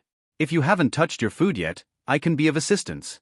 Leonard acted as though he didn't want to waste any food. Klein didn't mind. He nodded and said, "That wouldn't be an issue." And with that, a good portion of the food in front of him was eaten by Leonard and the rest. Nearing the end of the dinner, the waiters served plates of beef pudding and ice cream. Klein tasted ice cream and found it cold and sweet. It was particularly appetizing. Before he realized it, he had finished the ice cream drizzled with a blueberry sauce. And as a result of this, he started to feel the hunger pangs. It was a hunger which demanded recharging food that came after intense exertion. Swallowing his saliva, Klein looked to the front, only to see that all the plates were empty. There were no leftovers. "Let's end the dinner here, and give Klein a final toast," Dunn suggested. Before finishing his sentence, Klein asked, "Captain, may I order another plate of food?" The group fell silent after hearing such a request, only to break out into chuckles moments later. "Haha, you've finally recovered. No problem, order 2 plates if you want to." Dunn shook his head and laughed. While patiently waiting an unbearable amount of time, Klein heard his stomach growling. Finally, a freshly prepared black pepper steak was served before him. His fork and knife danced as Klein finished the medium-done steak in 90 seconds, tears nearly falling from his eyes. The meat juices and the fragrance of the sauce lingered in his mouth. Sometime later, Klein let out a satisfied sigh as he looked at his empty plate. He put down his knife and fork and took a sip of his champagne. "Waiter, the bill please." Dunn turned around and called for the waiter. The waiter went to the counter, then returned with the check. He gave a thorough breakdown. "You opened 5 bottles of Desi champagne, each bottle being 12 soli and 3 pence, a small glass of Southville red wine for 10 pence. Each black pepper beefsteak was 1 soli 2 pence. Each serving of beef pudding was 6 pence, the servings of ice cream was 1 soli each. The total would be £5, 9 soli and 6 pence. £5, 9 soli and 6 pence? That's nearly my weekly salary. A restaurant is indeed much more expensive than eating at home." Klein clicked his tongue upon hearing that. He felt lucky that the captain had said that he didn't need to pay out of his own pocket. They had some petty cash from bonus earnings. He calculated the cost carefully and noticed that the most expensive portion of the meal was the alcohol. 5 bottles of champagne had cost more than £3. This is no different from Earth. Klein secretly rubbed his stomach and forced down the last of his champagne. The next morning, Klein felt bloated. He tried to get off the bed in his sleepy stupor. Just as he exerted strength, he was instantly awakened by his aching muscles. He felt as though his body wasn't under his control. What a familiar feeling. It's the same as that day after we got punished with frog jumps. Today is a rest day, but I still have to pay a visit to my mentor and see if I can borrow the monograph on the Hornacis main peak from the library at the university. Klein's lips twitched as he made his way outside with some effort. He wanted to draw a gasp with every step. "Klein, what happened to you?" Melissa, who had just come out of the bathroom, sized up her brother suspiciously for his odd posture and slow movement. Faced with his sister's question, all Klein could do was reply with a regretful smile, "Sore muscles." He originally believed that by consuming the sequence potion, his constitution would be enhanced as a beyonder, but the harsh reality told him that a seer's stats points were all allocated to his spirituality, mind, intuition, and interpretation. It didn't aid him in adjusting to combat training quickly. As for the original Klein, he had focused on his studies early on and had suffered from malnutrition. That led him to possess a below-average physical condition. The fact that he was having after effects from working out was to be expected. "Sore muscles?" I remember you returning after dinner last night and you didn't do anything else. Does alcohol cause sore muscles? Melissa inquired with an inquisitive look. Does alcohol cause sore muscles? Sis, that question can't help but make me have inappropriate thoughts. Klein laughed dryly and said, No, this has nothing to do with alcohol. It was from yesterday afternoon. I joined the company's combat training. Combat. Melissa was even more astonished. Klein organized his thoughts and said, Well, this is what happened. I considered it and believe that as a historical and relic consultant of a security company, it's impossible for me to stay in the office or port warehouse forever. Perhaps there will come a day when I have to accompany them to the villages or an ancient castle, to the site of some relic. That might require me to hike, to cross rivers, and to walk a lot. I'll have to endure all sorts of tests posed by nature, so I have to possess a sufficiently healthy body. So you joined combat training to enhance your stamina? Melissa seemed to understand her brother's intention. That's right, Klein answered with great affirmation. Melissa said with a frown, But that isn't gentlemanly. Don't you always keep yourself to the standards of a professor? A professor only requires the ability to read historical documents, ponder over difficult questions, and maintain a polite and gentlemanly demeanor. Of course, I'm not saying that those aren't all good things. I prefer men who can solve problems on their own, regardless of whether that solution requires brawn or brain. Melissa smiled. Klein smiled and said, No, Melissa. Your definition of a professor contains a misconception. A true professor can communicate with people gently and politely, but he can also educate the other person using the principles of physics by raising a cane to convince someone when there is an obstacle in communication. Principles of physics. Melissa was momentarily at a loss, but she quickly understood what her brother was saying. She was suddenly unable to retort him. Klein didn't say anything more but widened his pace with great difficulty as he headed for the bathroom. Melissa stood there and looked for a few seconds. She suddenly shook her head and caught up to Klein. Do you need my help? She posed as if she was supporting someone. No, there's no need to. I was hamming it up a bit earlier. Klein felt humiliated. He suddenly stood straight and walked normally. Watching her brother walk steadily to the washroom and close the door, Melissa pursed her lips and muttered, Klein is getting more and more pretentious. I even believed that his muscle soreness was really that serious. In the bathroom, Klein stood behind the tightly shut door, his face suddenly contorting in pain. Ouch, ouch, ouch. He held his breath, tensed his body, and stood there for a good 7 or 8 seconds. When he finally went downstairs with great effort, had breakfast, and saw Benson and Melissa off, his soreness finally began to ease. After resting for a little while, Klein took his cane, donned his top hat, and left the house, strolling towards the public carriage stop. During the summer, Koei University had trees with shade-providing foliage, flourishing with birds and luxuriant flowers. It was peaceful and calm. Walking along the river, Klein took a turn towards the history department. Then, he found the 3-story building which showed its age and located his mentor's, Cohen Quinton's, office. He knocked and entered the room, but he was shocked to see that the man sitting at his mentor's seat was the academic Azik. Good morning, Mr. Azik. Where's my mentor? We made an appointment by letter to meet here at 10, Klein asked, puzzled. Azik, who was Cohen Quinton's best friend and often debated with his mentor regarding academic topics, smiled and said, Cohen had a last-minute meeting and went to Tianjin University. He asked me to wait for you here. He had bronze skin, an average height and build, black hair, brown eyes, and gentle facial features. Being in his presence brought on an indescribable feeling, as though you could see in the man's eyes that he had been through the vicissitudes of life. Under his right ear was a tiny mole that one wouldn't notice unless closely examined. Having said the reason, Azik suddenly frowned as he carefully observed Klein. Feeling confused by the sudden scrutiny, Klein looked at his attire. Have I committed some breach of etiquette? Tuxedo, black vest, white shirt, black bow tie, dark-colored trousers, leather boots with no buttons. Everything seems normal. Azik's brows eased and he chuckled softly. Don't mind me. I suddenly noticed that you are way more energetic than before. You look even more like a gentleman now. Thank you for your compliment. Klein accepted it calmly and asked, Mr. Azik, did my mentor manage to find the book Research of the Hornacis Main Peaks Relics in the school library? He found it with my assistance, Azik said, smiling gently. He then pulled open the drawer and took out a gray-covered book. You are no longer a Koei University student anymore. You can read it here, but you cannot take it home. All right. Klein delightfully took the academic monograph, and with a hint of fear.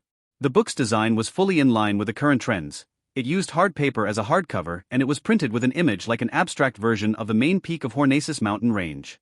Klein took a glance and found a seat. He flipped open the book and started reading carefully, line by line. As he became engrossed in the book, he suddenly realized that there was a cup of rich and fragrant coffee by his side. Help yourself to the sugar and milk. Isaac put down the silver saucer and pointed at the milk jar and sugar container. Thank you. Klein nodded with gratitude. He added 3 cubes of sugar and a teaspoon of milk before continuing to read his book.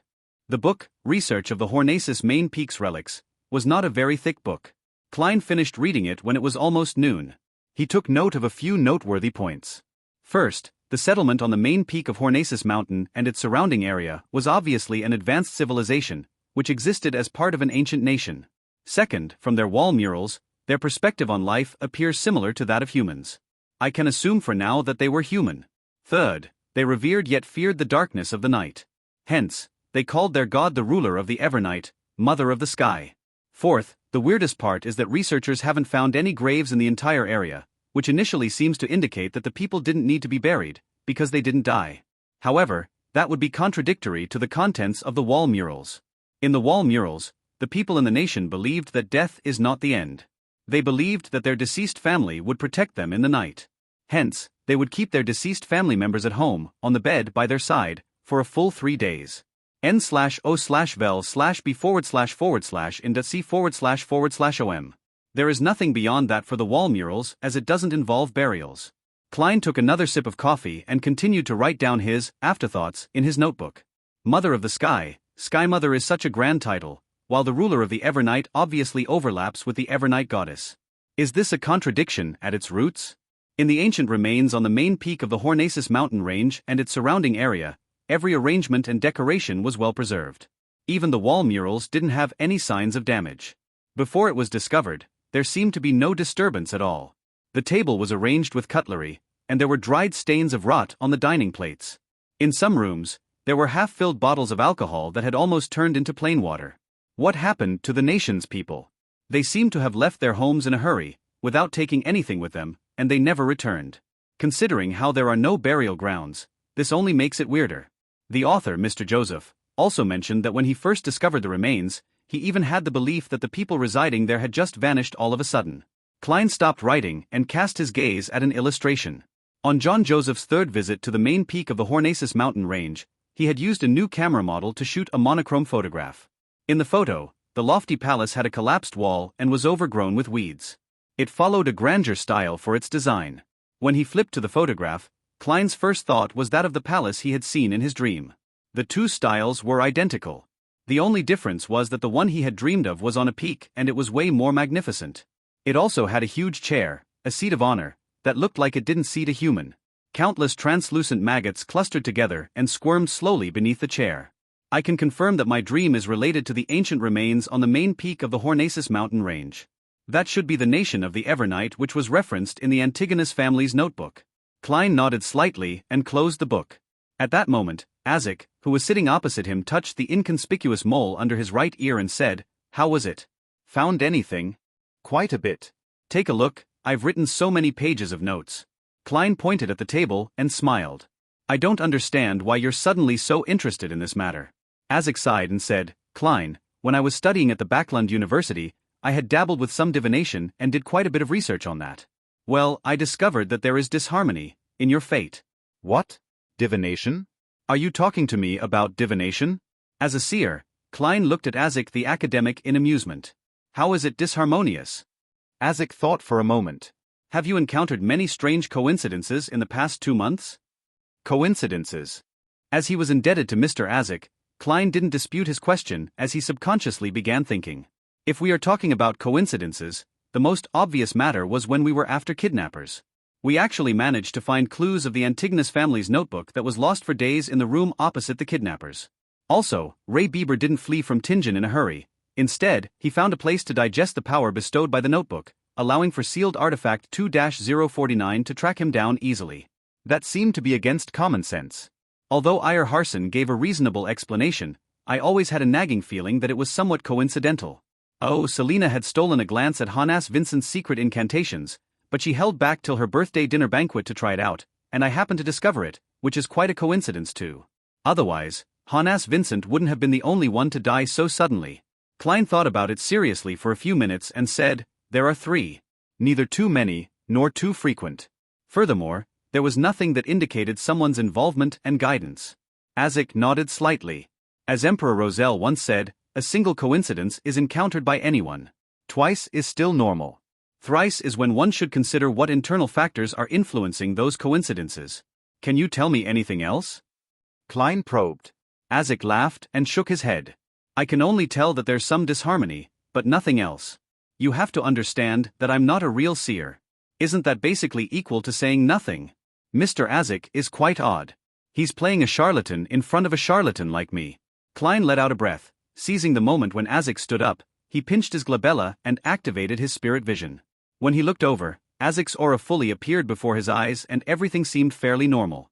Unfortunately, I can only see the ether body and astral projection of a person above the gray fog.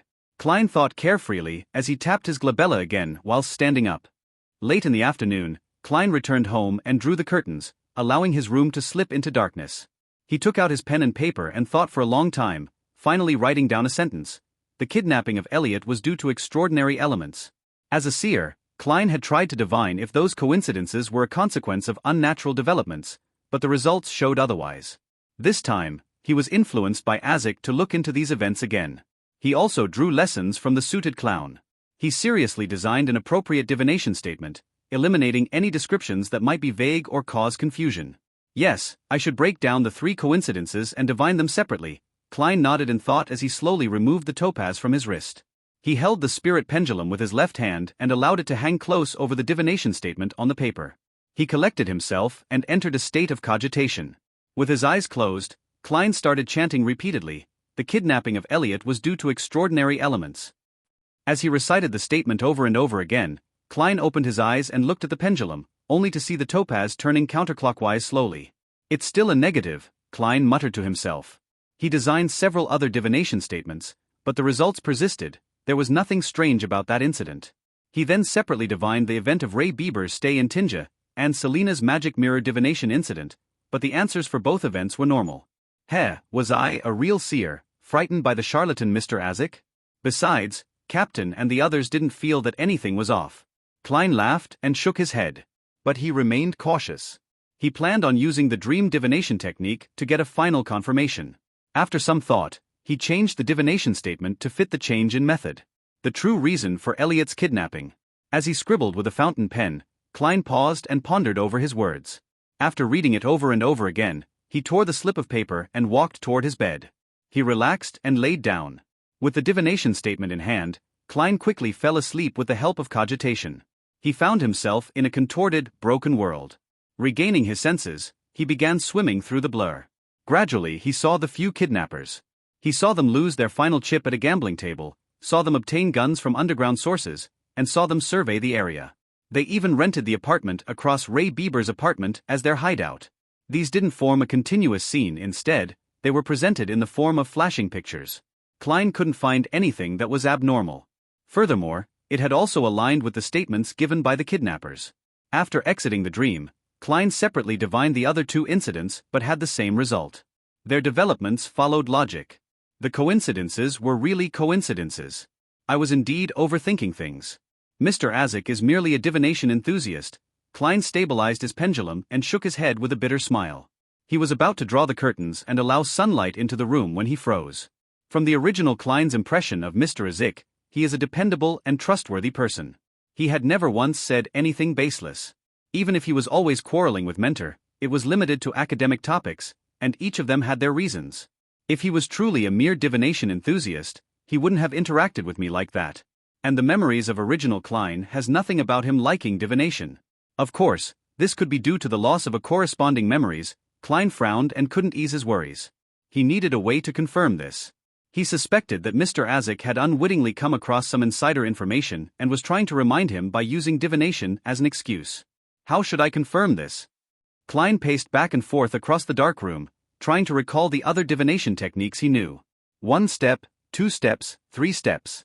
He suddenly halted as an idea came to him. Let's assume that these coincidences are dubious.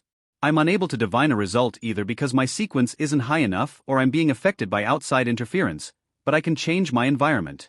I can change my environment to someplace that is even more mysterious and even harder to understand. Klein felt pumped. He pulled open his drawer and took out a silver dagger.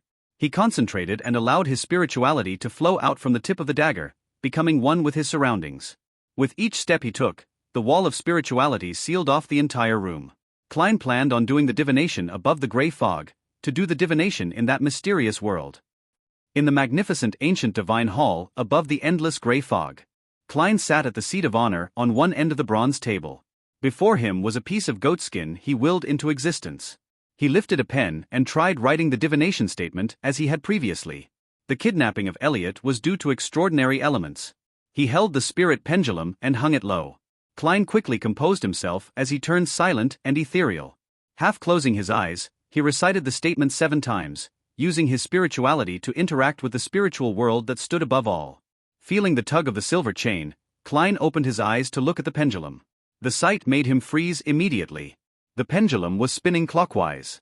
This meant that there was an extraordinary element behind Elliot's kidnapping. This was completely different from the result he had gotten in the outside world. There were no traces of any interference. Such power or means is terrifying. What's the motive of the person behind this? Is my fate intertwined with the Antigonus family's diary? Klein was immensely shocked. He lost his calm and the rotation of the pendulum slipped into chaos. He put down the topaz and rubbed his glabella. His expression was abnormally grave. After contemplating for a few seconds, he didn't attempt to divine the other 2 events. Instead, he wrote a new divination statement, the true reason for Elliot's kidnapping.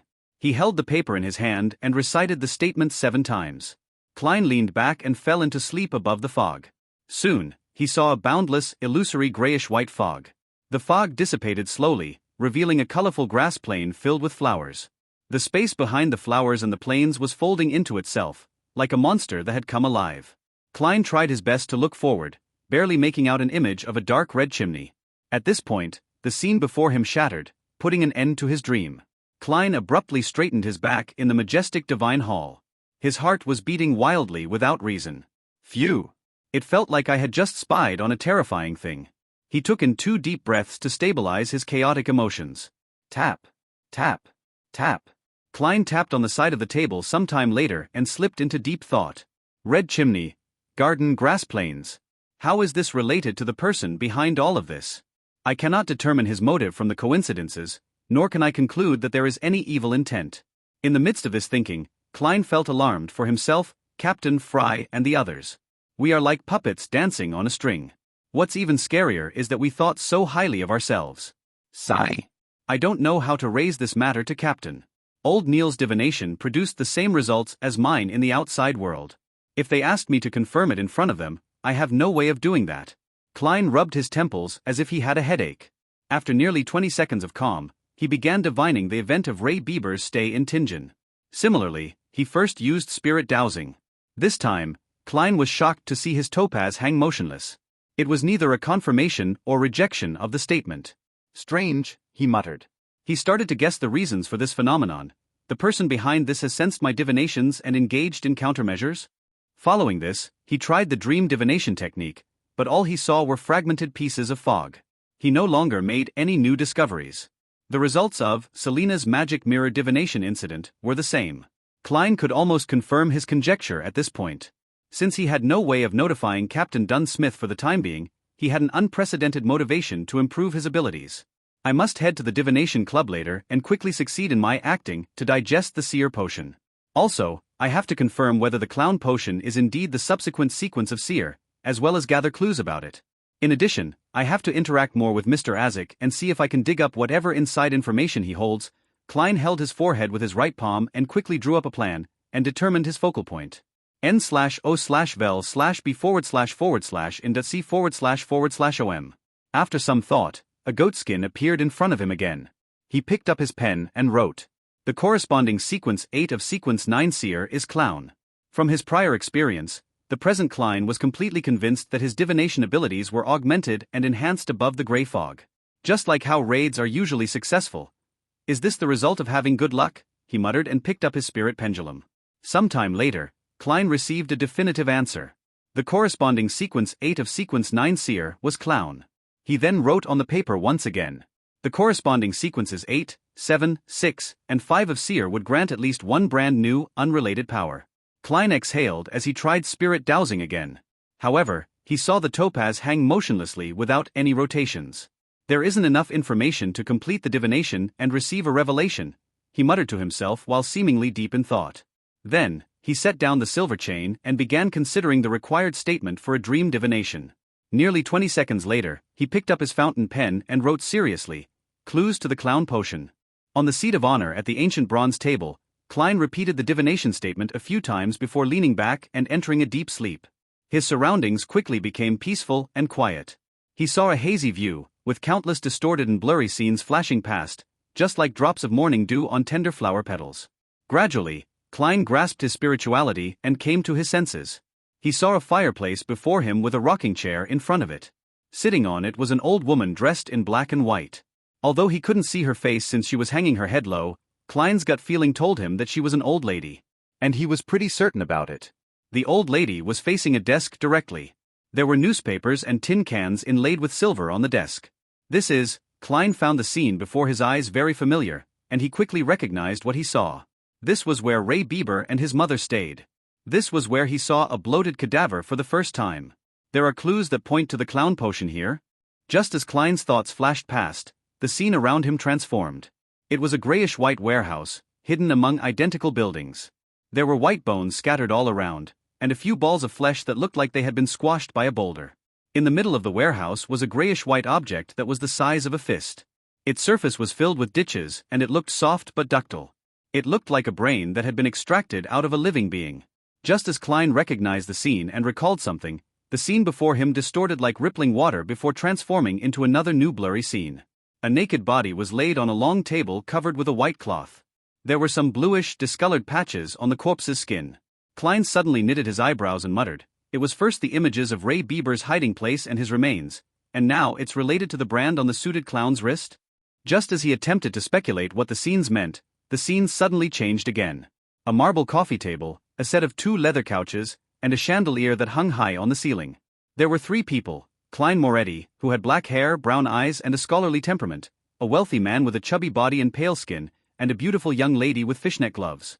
Following that, it was another 3 people and an object: a middle-aged man in a black robe who had thick spiky brown hair, a wealthy man with a chubby body and pale skin, a half-century-old elder with messy eyebrows, thin brown hair and gray-blue eyes, and a black notebook on the round table in between all of them, a notebook that exuded an ancient and distant air.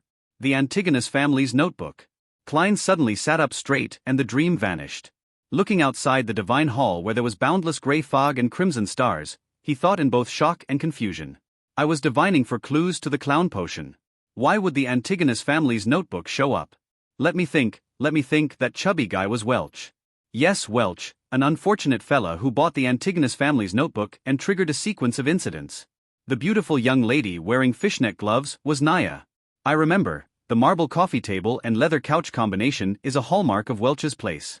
I saw spirit medium daily there. In other words, what I saw was Welch's living room. It was a scene where the original Klein and his 2 classmates were discussing the notebook. Klein calmed himself down and tapped on the edge of the long bronze table rhythmically. Then, what does the last scene represent? The notebook appeared, Welch appeared. Could it be the scene where he bought the ancient item? There were another 2 people, and one of them looked very familiar. I feel like I've seen the middle-aged man in the classic black robe somewhere before. That spiky brown hair, severe dark eye circles. Yes, I know who is he now. Hannes Vincent from the Divination Club, the Hannes Vincent who died peacefully after Captain snuck into his dream, having learned that Selena secretly obtained the secret incantation from him. No way, he was the one that sold the notebook to Welch? Everything appears to be coming full circle. The world sure is small. No, Tingen is really small. On careful thought, it really is a possibility that Hannes Vincent wasn't an ordinary fortune teller. He was obviously deep into mysticism and obtained the attention of an ancient evil god. He had the channels, ability and opportunity to acquire the notebook that was accidentally released by the secret order. It's no wonder Captain and company never figured out where Welch bought the notebook. Their investigative approach was entirely wrong. They had attempted to investigate via the antique market. But when the actual whereabouts of the notebook was found, they gave up on that lead. What a pity, Hannes Vincent just passed away not too long ago. Otherwise, we definitely could have found out something regarding the notebook. Since he was involved in mysticism, he should have researched the notebook. His death was way too coincidental. However, there was another person at the scene, a man in his 50s. He might know quite a bit of what happened. Klein stopped tapping his fingers on the edge of the table and looked through every scene of his dream divination once more. Ray Bieber's house, Ray Bieber's hideout spot, the remains of Ray Bieber, the brand on the suited clown's wrist, Welch's house, Welch, Naya and original Klein's exchange, Welch, Hannes Vincent, and the Antigonus family notebooks group photo. Besides the brand on the suited clown, everything else is directly related to the Antigonus family's notebook. But I had divined for clues to the clown potion. This isn't scientific, nor does it make mystical sense. After becoming a seer, Klein once tried to divine where Welch had bought the Antigonus family's notebook, but he never considered using the unique qualities that the area above the gray fog possessed.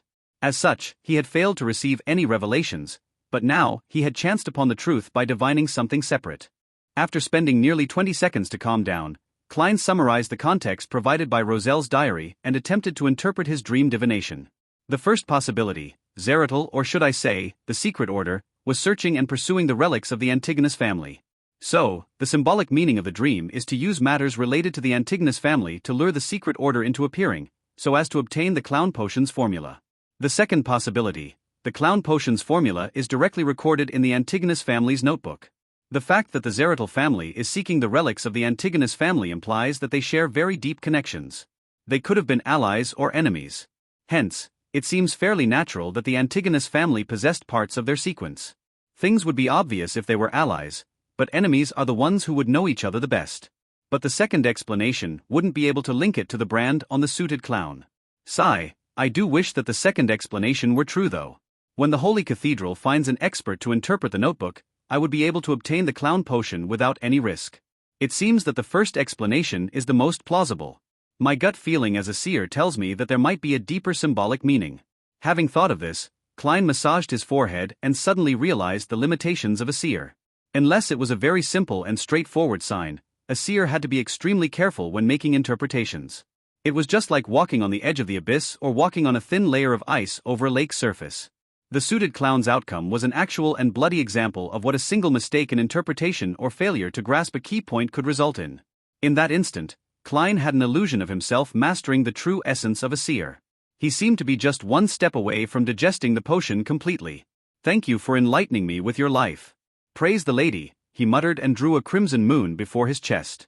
Then he divined whether Azek had good intentions or if he was an amazing beyonder. He received confirmations for both of them. Eventually, the continuous divinations exhausted Klein. He had no choice but to stop churning through his thoughts and decide on the crucial matters that he needed to attend to. I have to find the man that appeared in the same scene with Welch, Hannes Vincent, and the Antigonus family's notebook as soon as possible. I can begin my search with the Divination Club. I can't just confront Mr. Azek. Yes, he might be a mid-sequence beyonder of the life school of thought, but there's a lack of information, making it impossible for me to divine. Phew. Klein let out a breath and conjured the portrait of the half-century-old elder with messy eyebrows, thin brown hair, and gray-blue eyes on the goatskin that appeared before him. This was the third person present when the Antigonus family's notebook was traded between Welch and Hannes Vincent. Looking at the portrait, Klein suddenly fell into a dilemma. I can't draw. During art class in primary school, I was always the one receiving the greatest criticism from the teachers. Should I use ritualistic magic like Old Neil? This was done by praying to the goddess. If I were to use the uniqueness of the area above the gray fog, I would be in trouble if the divinities noticed something amiss. Hold on a second, perhaps I can pray to myself. Transmitting images and transmitting voices are similar. Although I'm temporarily unable to access the mysterious power above the gray fog, accomplishing such a minor matter shouldn't be a problem. Having thought of this, Klein immediately emanated his spirituality to envelop himself to stimulate the feeling of falling. Back in his bedroom, he lit the gas lamp and prayed. The fool that doesn't belong to this era. You are the mysterious ruler above the gray fog.